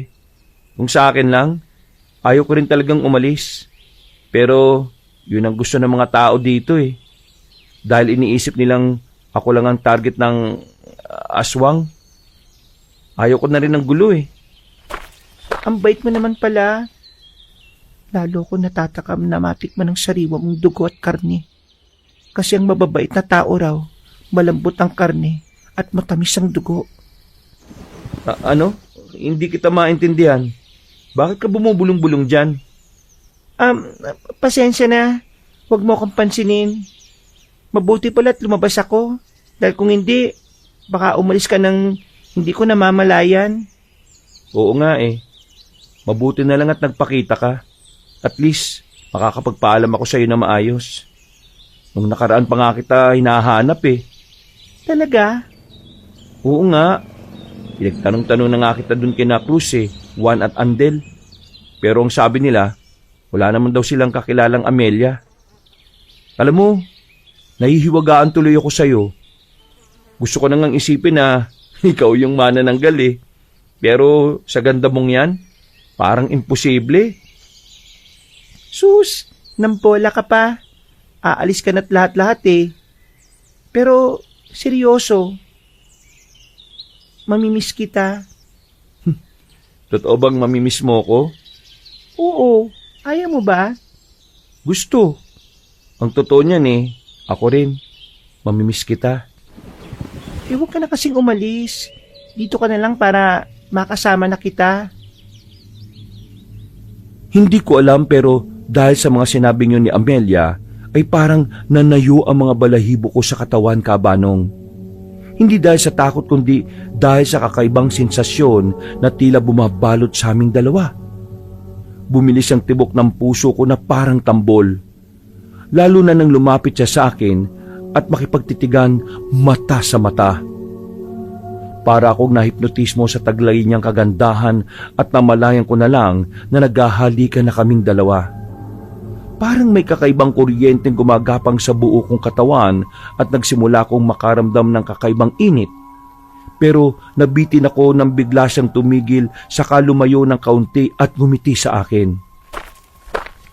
Huwag ka mag-alala. Magkikita pa naman tayo eh. Ha? Magkikita pa naman tayo? Oo, Paano naman? Pupuntahan mo ako? basta mag-iingat ka. Mamimiss kita, Lloyd. Lalo na yung amoy mong nakaka-addict. Grabe ka naman sa nakaka-addict na amoy. Tumakbo na si Amelia palayo, kaya di ko na naituloy ang gusto kong sabihin. Hahabulin ko pa sana siya pero nakita ko na rin si Cruz na tumatakbong papalapit sa akin. Uy, pre! Nandiyan ka lang pala. Nag-alala na kami sa'yo eh. Baka dinambahan ka na naman nung kalahating katawan ng manananggal. Loko-loko. Naalala ko tuloy yung sinabi ni Juan nung nakaraan. Kung siya raw yung dinaganan nung kalahating katawan na yun, baka raw napagsamantalanan niya yun. Sira ulo kayo. Tara na nga, pre. Talagang tara na. Ikaw na lang talaga hinihintay eh. Tumakbo na kami pareho papuntang sasakyan. Sa pagkalaon ay nagbiyahe na kami pabalik sa bahay ni Tita Belen. Matapos ang ilang araw naming pagbabalik sa bahay ni Tita Belen, Masasabi kong naging payapa rin ang lahat. Walang kahit na anong kakaibang pangyayari. Walang maalingasaw na amoy ng kakaibang langis. At higit sa lahat, ay wala akong nakakatindig balahibong pakiramdam na parang may nakamasid sa akin mula sa dilim. Si Manang Homes ang tila nagsilbing bagong kasambahay ni Tita. Ang dahilan kung bakit parang nabuhay ulit ang bahay namin. Natutuwa ko dahil nakikita ko silang pareho na masigla, masipag at higit sa lahat ay may kakaibang talent sa pagluluto. Sabi nga ni Tita Belen sa akin, parang nabuhay daw ulit ang mga niluluto ng nanay ko. At sa totoo lang, totoo nga. Yung tinola niya, may linamnam na parang may halong lihim na sangkap. Yung tipong kapag nalasahan mo, gusto mo na lang na tumira sa kusina. Si Tita nga na halos araw-araw ngumingiti habang kumakain, bihirang-bihira yun mula nang mamatay si Mama. Kaya pinagpapasalamat ko rin na sumama sa akin si Manang Homes. Kami naman ni na Cruz, Juan at Andel, ewan ko kung anong tamad na nilalang ang sumapi sa amin dahil simula na makauwi kami, ang routine lang namin ay kumain, matulog at maglaro sa basketball court. Wala na rin kasi kaming ginagawa sa bahay dahil sinalo na lahat ni Manang Homes. Kaya mas madalas pa kaming nakatambay sa tapat ng basketball court kaysa sa bahay. Malaki ang pinagbago ko pagkatapos ng engkwentrong yon. Pero sa tulong ng mga bagong kaibigan ay nakalimot kagad ako sa takot. Yun nga lang, may pagkakataon na hindi ko din alam sa sarili ko dahil lagi kong naaalala si Amelia. Kung minsan nga ay napapanaginipan ko siya pati ang bukuhan. Hindi pa rin nawawala sa isip ko ang pag-aalala na baka siya naman ang mapahamak sa mapaminsalang manananggal. Isang linggo lang ang lumipas nang inakala kong katahimikan at kasiyahan. May dumating na balitang parang pumunit sa kalmadong paligid namin. Isa sa mga dati kong katrabaho sa tindahan ni Aling Nena na si Berto ay natagpo ang patay sa gilid ng daan. Ayon sa mga tsismosa sa tindahan, napagdiskitahan ng mga kaaway niya. Pero ang sabi naman ng ilan ay sinalakay ng mabangis na hayop. Meron din akong narinig na sinasabing aswang ang pumatay. Nang babalitaan namin to, ay ramdam ko ang pag-aalala ng bawat isa para sa akin. Pero ako ay nagsawalang bahala lang at hindi na inisip pa ang tungkol dito. Medyo nalungkot kasi ako talaga sa pagkamatay ni Berto. Iho, Lloyd, kinakabahan ako para sa iyo. Huwag ka muna maglalalayo ha. Baka mamaya yung dahilan ng pagkamatay nung sinasabi mong katrabaho dahil sa, alam mo na. Hindi naman po siguro, Manang. Baka nagkataon lang talaga. Marami po kasing kaaway ang si Kuya Berto Kaya malamang napagdiskitahan yun at binaboy na lang din yung katawan niya bilang ganti. Basta, mag-iingat ka pa rin. Mahirap na. Opo, salamat po sa paalala, Manang. Pagkatapos naming mag-usap, ay pinayuhan din ako ni Tita Belen. Nakinig naman ako sa mga sinabi niya dahil may punto. Baka rin kasi nag-aalala si tatay sa ibang bansa at makaapekto pa to sa pagtatrabaho niya roon. Dahil sa mga pangyayaring yon, ay mas naging aktibo ko sa panalangin. Isang gabi ay muli akong nanaginip ng patungkol sa bukuhan. Nagtaka lang ako dahil wala na ako roon. Pero bakit napapanaginipan ko pa rin? Hindi ko na lang din pinansin yon dahil wala namang masyadong nangyayari. Tuloy ang buhay naming magkakaibigan. Katulad pa rin ng nakaraan, kain, maglalaro sa court at matutulog. Hayahay talaga kami. Sabado ng kinagabihan, pilit kong binubura sa isipan ang narinig ko na namang balita patungkol sa bagong kaso na naman ng pagkamatay. Katulad din halos na nangyari kay Berto. Pero sa kabilang baryo na. At para mawala ang kaba, ay niyaya ko na lang sila Cruz, Juan at Andel na manood kami ng dance contest sa kabilang barangay. Sigurado ka ba, pre? Oo, pumayag naman si Tita Belen At saka, nagpaalam na rin ako kay Manang Homes. Kaya, tara na. Pampawala ng boring. Malay natin, merong sumayaw doon na magandang chicks. E di, magpakilala na tayo.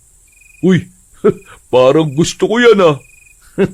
Kapag talaga mga babae, hindi ka nagpapahuli, no? Siyempre, basta yabab, G ako dyan pre. Putik, naging pabaliktad na yung salita mo, ha? Nagtawanan na lang sila Juan at Andel. Pagkatapos ay naglakad na kami papunta sa pinagdarausan ng dance contest. Malapit lang naman, mga 3 kilometro siguro mula sa amin. Sa probinsya, hindi yan kalayuan, kaya hindi na rin namin pinalampas. Pagdating namin doon, ang ingay ng lugar. Mararamdaman mo talagang fiesta dahil sa daming nagtitinda sa labas. Pagdating naman sa court, ay siksikan ng lahat para lang makapanood na maayos. Tumagal kami doon hanggang alas 10 ng gabi. Halos manalo pa nga si Cruz sa pustahan kung sino ang pinakaastig sumayaw at kung sino ang mananalo. Pero di na namin tinapos. Tumawag na kasi si Tita Bilen at nagsabi na umuwi na raw kami. Habang tinatahak namin ang madilim na daan, nagtatawanan pa kami nung una. Pinag-uusapan kasi namin yung mga kengkoy na sumayaw na parang nagtitrip lang. Dahil ako lang ang may dalang cellphone, kaya madali itong nalobat. Nag-decide na lang kami na patayin muna saglit ang flashlight nito. Maliwanag na rin naman kasi ang buwan. Maya-maya pa, sa gitna ng pag-uusap namin ay biglang may umalulong na aso mula sa hindi kalayuan. Dahil dito ay napahinto kami at biglang nanahimik. Napatingin kami sa kinaroroonan ng alulong bago magkatinginan sa isa't isa. Parang nilamon ang katahimikan ng paligid. Natanging tunog lang ng mga kuliglig at huni ng palaka ang naririnig namin. Hanggang sa biglang umihip ng malamya ang hangin. Napatingala ako dahil parang nakarinig ako ng kung anong lumilipad sa taas namin. Maya-maya pa, umalingasaw ang isang pamilyar na amoy. Napakunot ako ng noo dahil dito. Pero kalaunan ay nanlaki ang mga mata ko nang maalala ang nasabing amoy. Naamoy niyo ba yan mga pre? Oo, naamoy mo rin Lloyd. Anong amoy ba yun? Parang langis na ewan. At tatandaan ko yung amoy na yan, mga pre. Ano ba yung amoy na yun pre? Kung natatandaan mo. Yun yung amoy ng aswang na humabol sa akin. Yung mana ng, ha?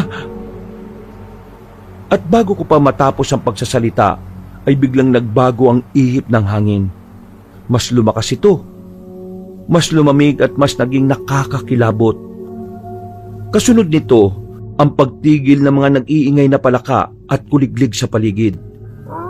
Muling umalulong ang aso sa hindi kalayuan at nagsunuran na rin ng iba pa na parang sumasagot sa panawagan ng kamatayan.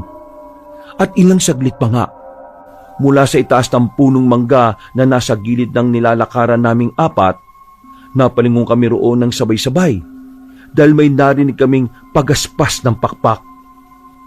Sigurado ko sa sarili ko na malaki yun at hindi basta-basta ordinaryong ibon.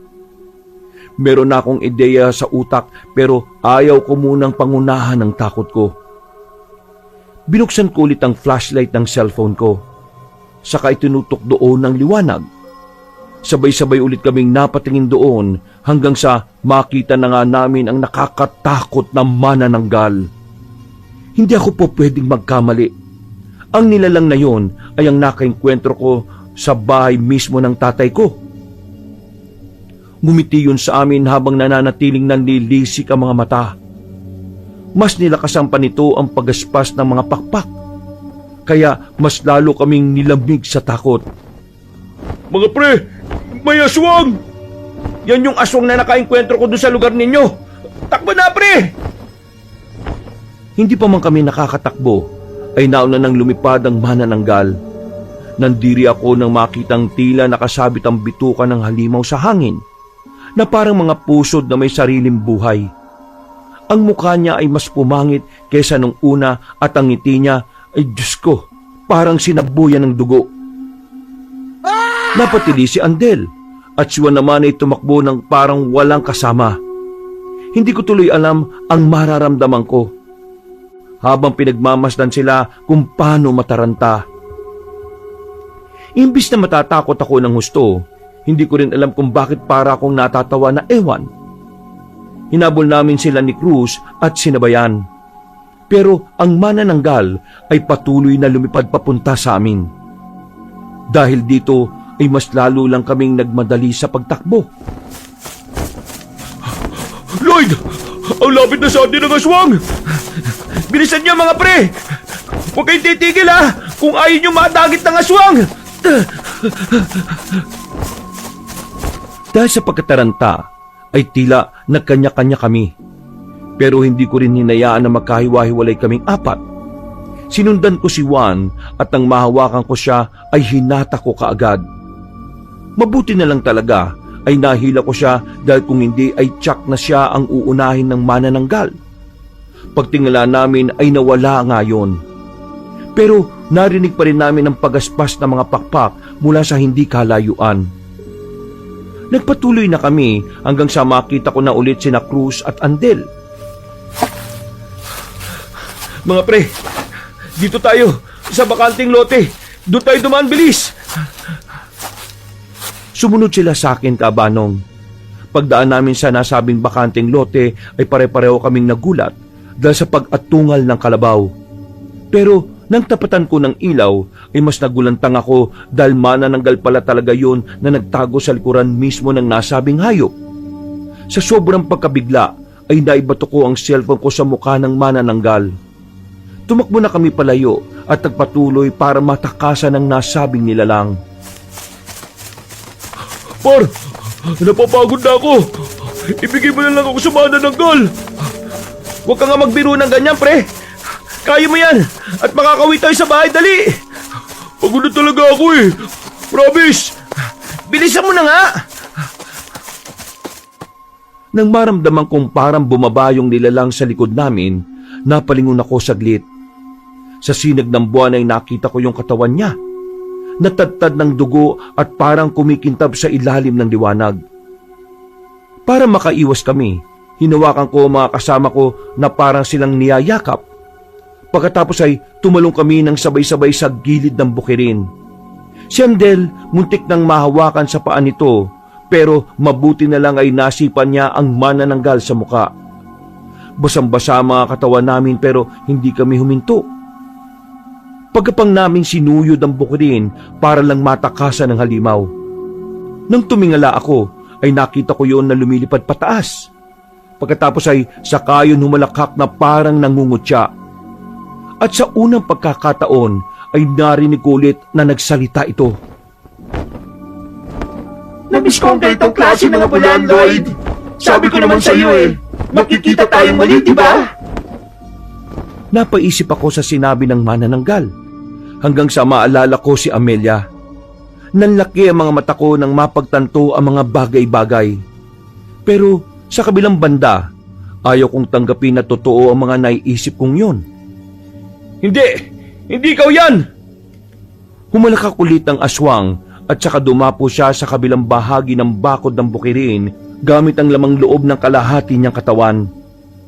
Halos 3 metro na lang ang layo niya sa amin.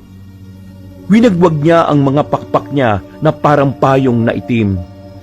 Pagkatapos ay saka siya nagkampay-kampay na parang aliw na aliw. Naparito ako para sunduin ka, Lloyd. Halika na, tumuwi na tayo. Dadalhin na kita sa kuta. Dahil sabit na ako sa amoy mo. Hindi na talaga ako makapaghintay pa. Ano bang kailangan mo sa akin, ha? Bakit ba kung hinahunting mong aswang ka? Marami namang iba dyan, ha? Magandang tanong. Dahil gusto ko ang amoy mo. Humahalimuyak ang amoy ng dugo mo. Nakakabaliw at ang sarap-sarap mong tingnan. Alam mo ba na mga taong mababait at matatakotin, sila yung may mga pinakamasarap na lasa ng sariwang dugo? Manamis-namis yun at ang karne nila ay talaga namang malambot. Ganon ka, Lloyd. Kaya bakit kita pakakawalan? Hindi ako sasama sa'yo! Alam ko naman yun eh. Kaya nga kita inahabol-habol eh. Kaya habang natutuwa pa ako, magkusa ka nang sumama sa akin. Dahil kapag hindi na ako natuwa, iisa-isayin ko nang papatayin ang mga taong nakapaligid sa'yo. Simula sa mga kasama mo ngayon, hanggang sa... Tingnan na lang natin, walang yang halimaw ka! Matapang na tumayo si Cruz at dumampot ng mga putik. Saka pinagbababato ng sunod-sunod sa aswang. Nung una ay nakakaiwas pa ang manananggal. Pero nang tumulong na rin sina Juan at Andel, ay magkakasunod na yung tinamaan sa muka at pakpak. Hindi na rin napigilan ang mga kasama ko. Bagkus ay sumunod na lang din ako sa kanila. Dumampot ako ng putik at bumpweres ang pinagbababato ang aswang. Lumipad yun at nagkampay-kampay ng pakpak. Pero dahil sa dami ng tamang putik ay nabigatan siya. Nagulat ako dahil hindi binigyan ng pagkakataon ni na Cruz, Juan at Andel ang manananggal. Kumapit sila sa magkabilang pakpak at hinigit yun. Nagkakakawag ang aswang pero mas naging agresibo ang mga kaibigan ko. Sige, bumalag ka! Dati ko bang gustong gawin sa'yo ito eh! Nagya kayo!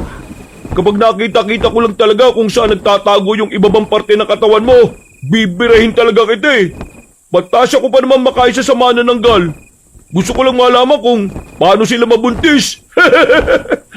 Tarantado ka sa naulo ka! Papatayin kita! Bago mo ako patayin, iisa muna ako sa'yo. Nakita kong tila natatakot din ang aswang kay Cruz. Kaya buong lakas tong nagkampay ng mga pakpak. Napaiga kaming lahat sa lakas ng impact. Pagkatapos ay lumipad na yung palayo. Hindi pa tayo tapos! Babalik ako at sinisiguro ko mapapasaanin ka talaga, Lloyd! Sana all, hinahabol-habol ng manananggal. Iba ang karisma mo, pre. Legit na hindi pangkaraniwan. Napailing na lang ako dahil sa sinabi ni Cruz. Umalulong ulit ang mga aso mula sa hindi kalayuan. Hanggang sa maya-maya pa nga ay nakakita na kami ng dalawang tricycle na papunta sa kinaroroonan namin. Huminto ang mga yon sa amin dahil nakita rin pala nila ang manananggal. Tinutugis din nila to kaya pinasakay kami at hinatid na sa bahay. Nang malaman ni Tita Belen at Manang Homes ang nangyari ay nag-alala sila ng gusto. Eto na nga ba sinasabi ko eh. Nakasunod dito yung manananggal na yon. Ibig sabihin lang talaga kahit saan ka magpunta, Lloyd, susundan at susundan ka ng manananggal na yon. Ano po bang dapat kong gawin? Isa lang sa dalawa.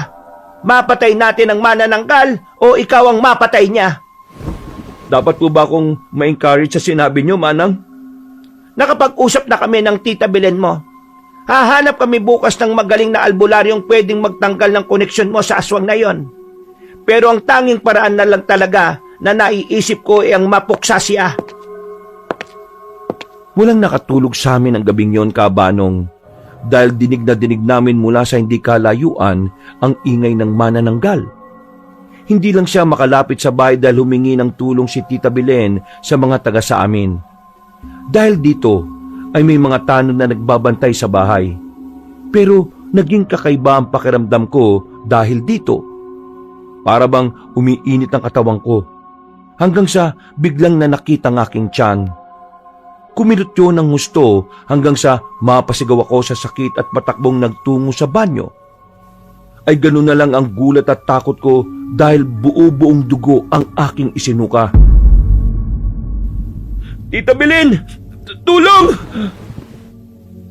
Si Cruz ang naunang pumunta sa akin sa banyo at ganun na lang din ang pagkabigla niya sa nakita. Langya, pre! Ano nangyari sa'yo? Hindi ko alam, pre.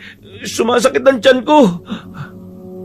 Naduwal na naman ako hanggang sa dumating na rin si Tita Belen.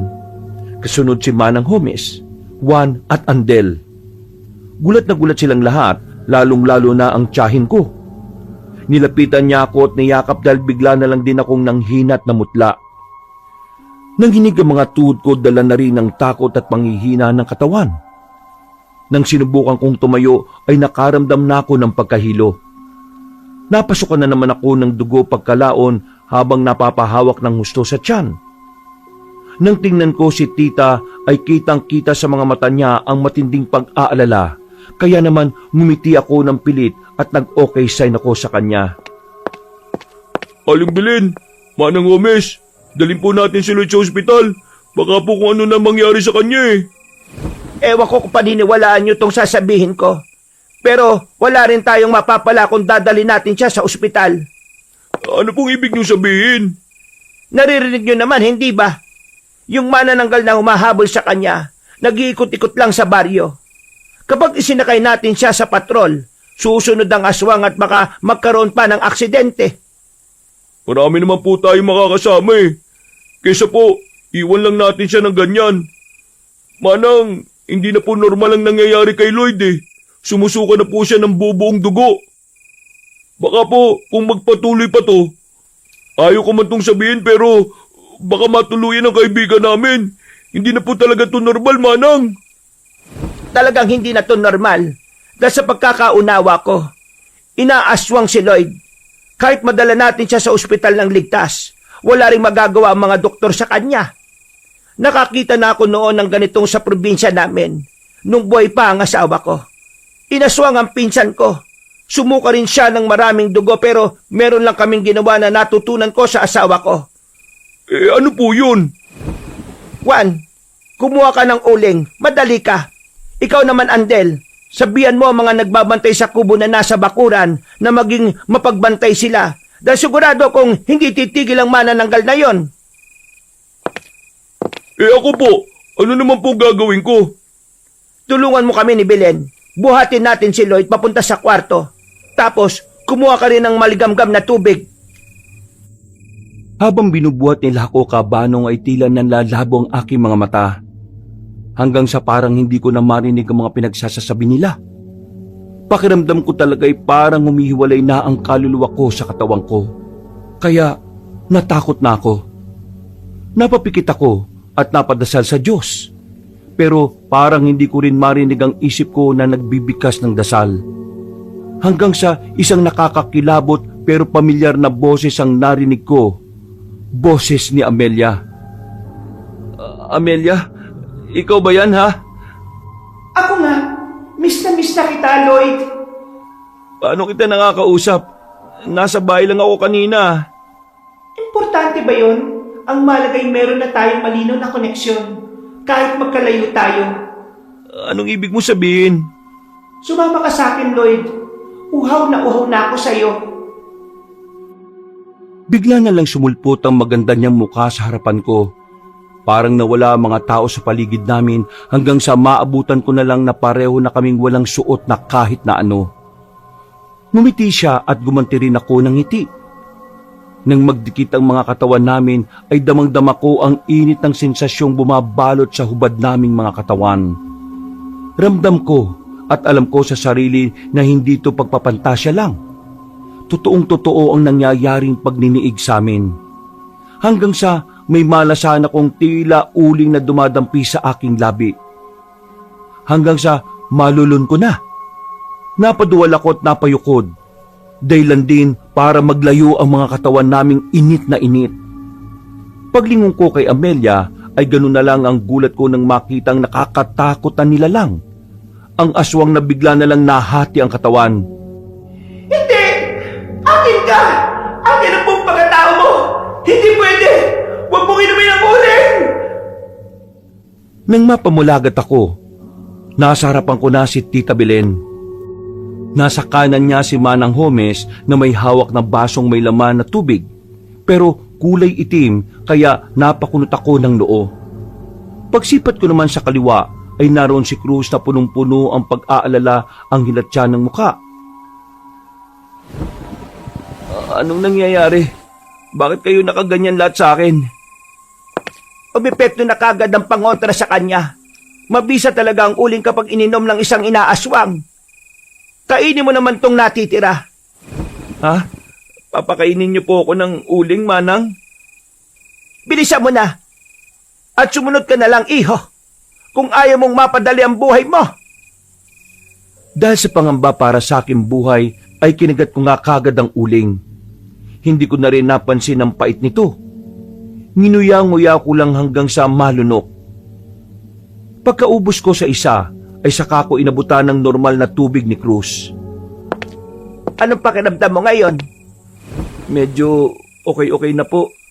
Hindi na ako nahihilo. Hindi na rin po masakit ang tiyan ko. At hindi na ako nasusuka. Mainam. Ibig sabihin, wala nang epekto ng pangaaswang sayo ng manananggal na yon. Pero hindi pa rin tayo dapat makampante. Nandyan pa rin siya sa paligid. Belen, Cruz, walang matutulog sa atin at maging mapagbantay tayo kay Lloyd hanggang sa sumikat ang araw. Pati yung mga nasa labas.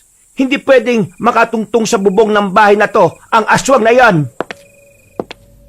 Nakita kong napatango na nga lang si Tita Belen at Cruz kay Manang Homes. Wala ngang natulog.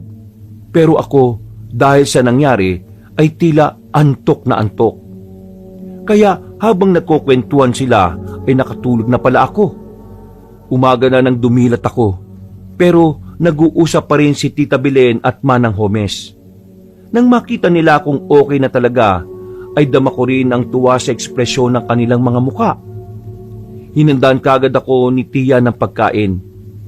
Nagkape na rin sila.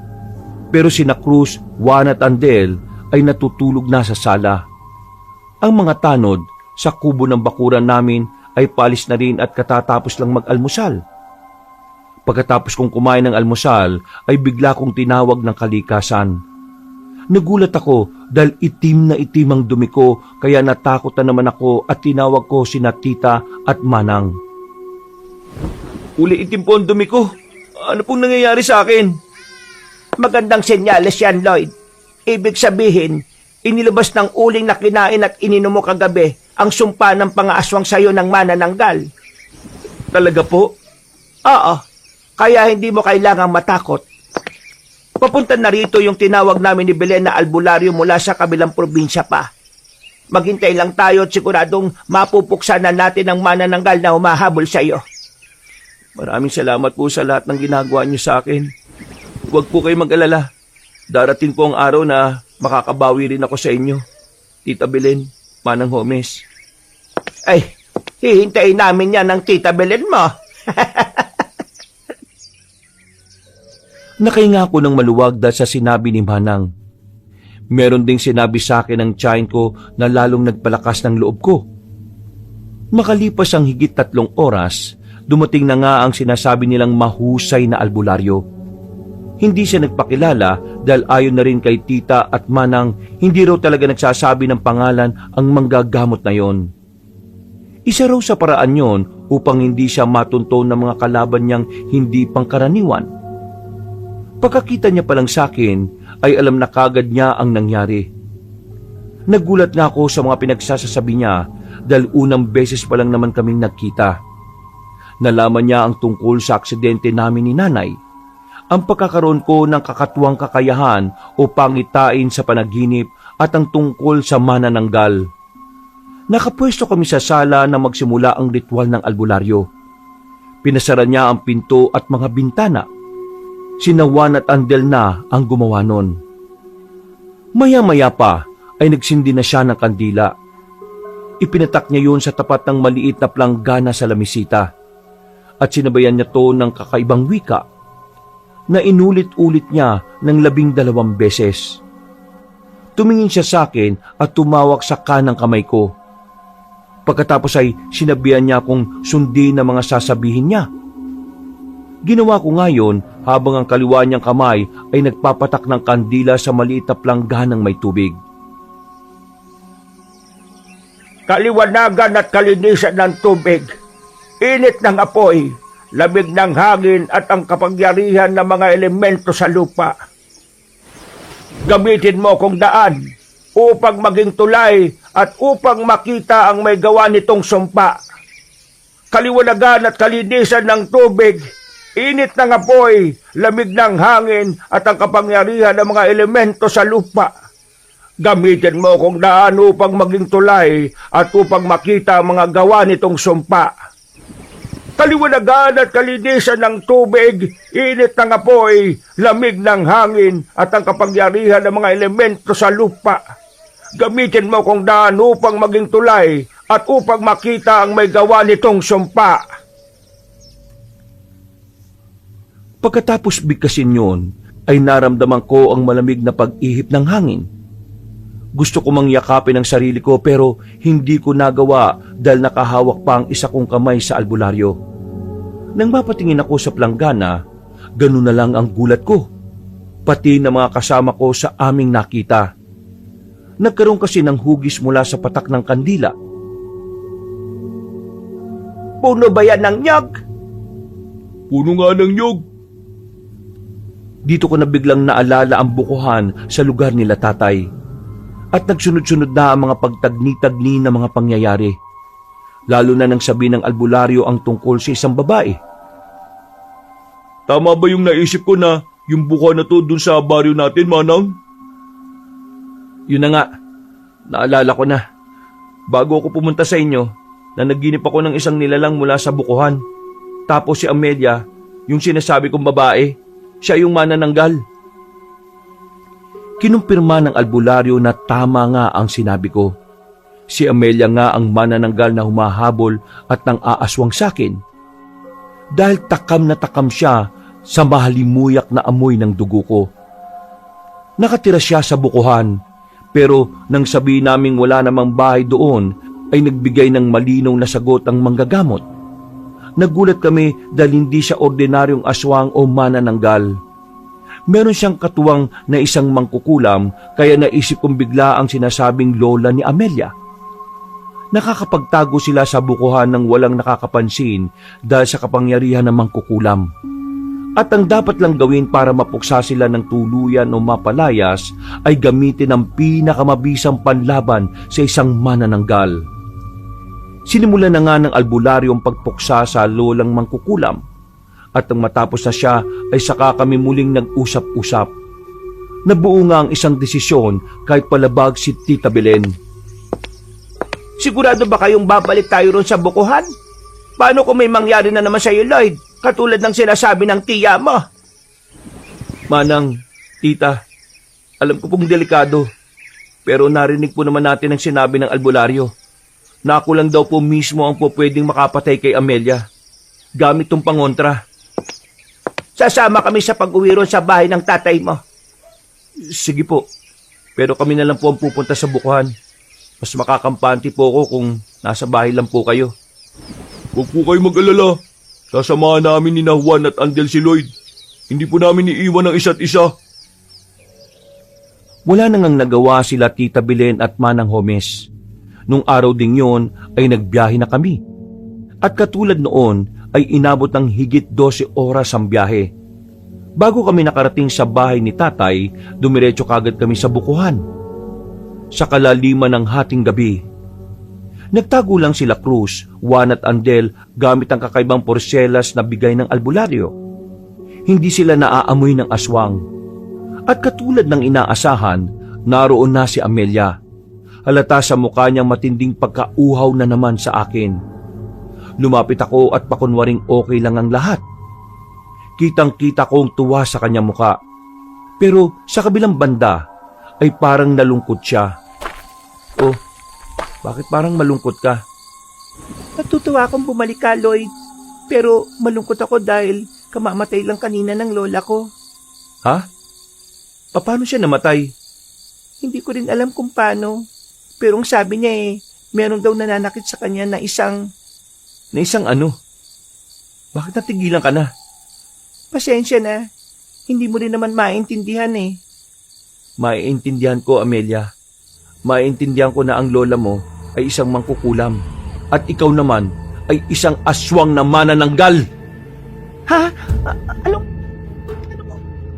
Teka, huwag mong sabihin na ikaw ang magkagagawa ng pagkamatay ng lola ko. Hindi ako.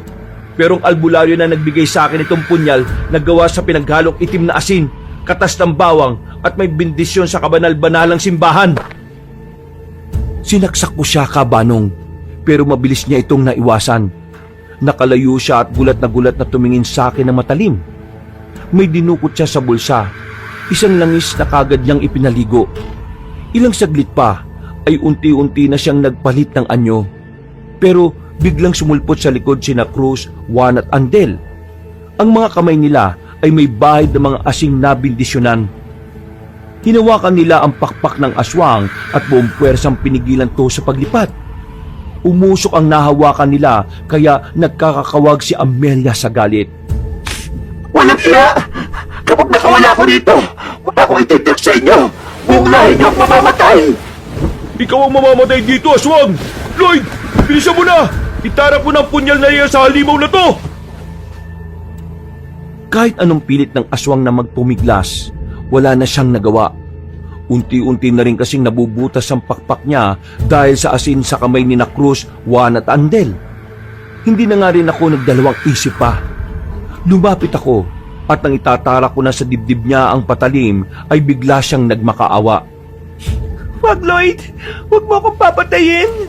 Mahal na mahal kita! Huwag kang makikinig sa kanya! Nililin lang ka lang niya! Paulan mo na ako! Hindi ko na to ulitin at magpapakalayo-layo na ako! Pakiusap naman, Lloyd! Pakinggan mo naman ako! Kapag nakinig ka sa pang-uuto niya, kapag nakakawala siya rito, katapusan na nating lahat! Madadamay hindi lang kami, pati na rin si Manang Gomez at Tita Belen mo, at posibleng ang tatay mo rin! Kahit huwag mo na akong pakinggan, kahit ang puso mo na lang, alam kong mahal mo rin ako. Tama ka. Dapat nga pakinggan ko ang puso ko. Kaya mamamatay ka na! Walang pag-aalinlangan kung tinaharak ang punya sa dibdib ng aswang kabanong. Parang may kung anong malakas na puwersa ang kumawala at gumapang sa buong bukuhan. Naglipara ng mga natutulog na ibong tila na bulahaw. Hanggang sa makita na lang namin na unti-unti nang nalulusaw si Amelia. Nagsaabo siya at wala nang natira pa. Napaiyak ako dahil nakaramdam din ako kahit papaano ng panghihinayang. Inisip ko na kung siguro nagkita kami sa ibang mundo, baka hindi siya isang aswang.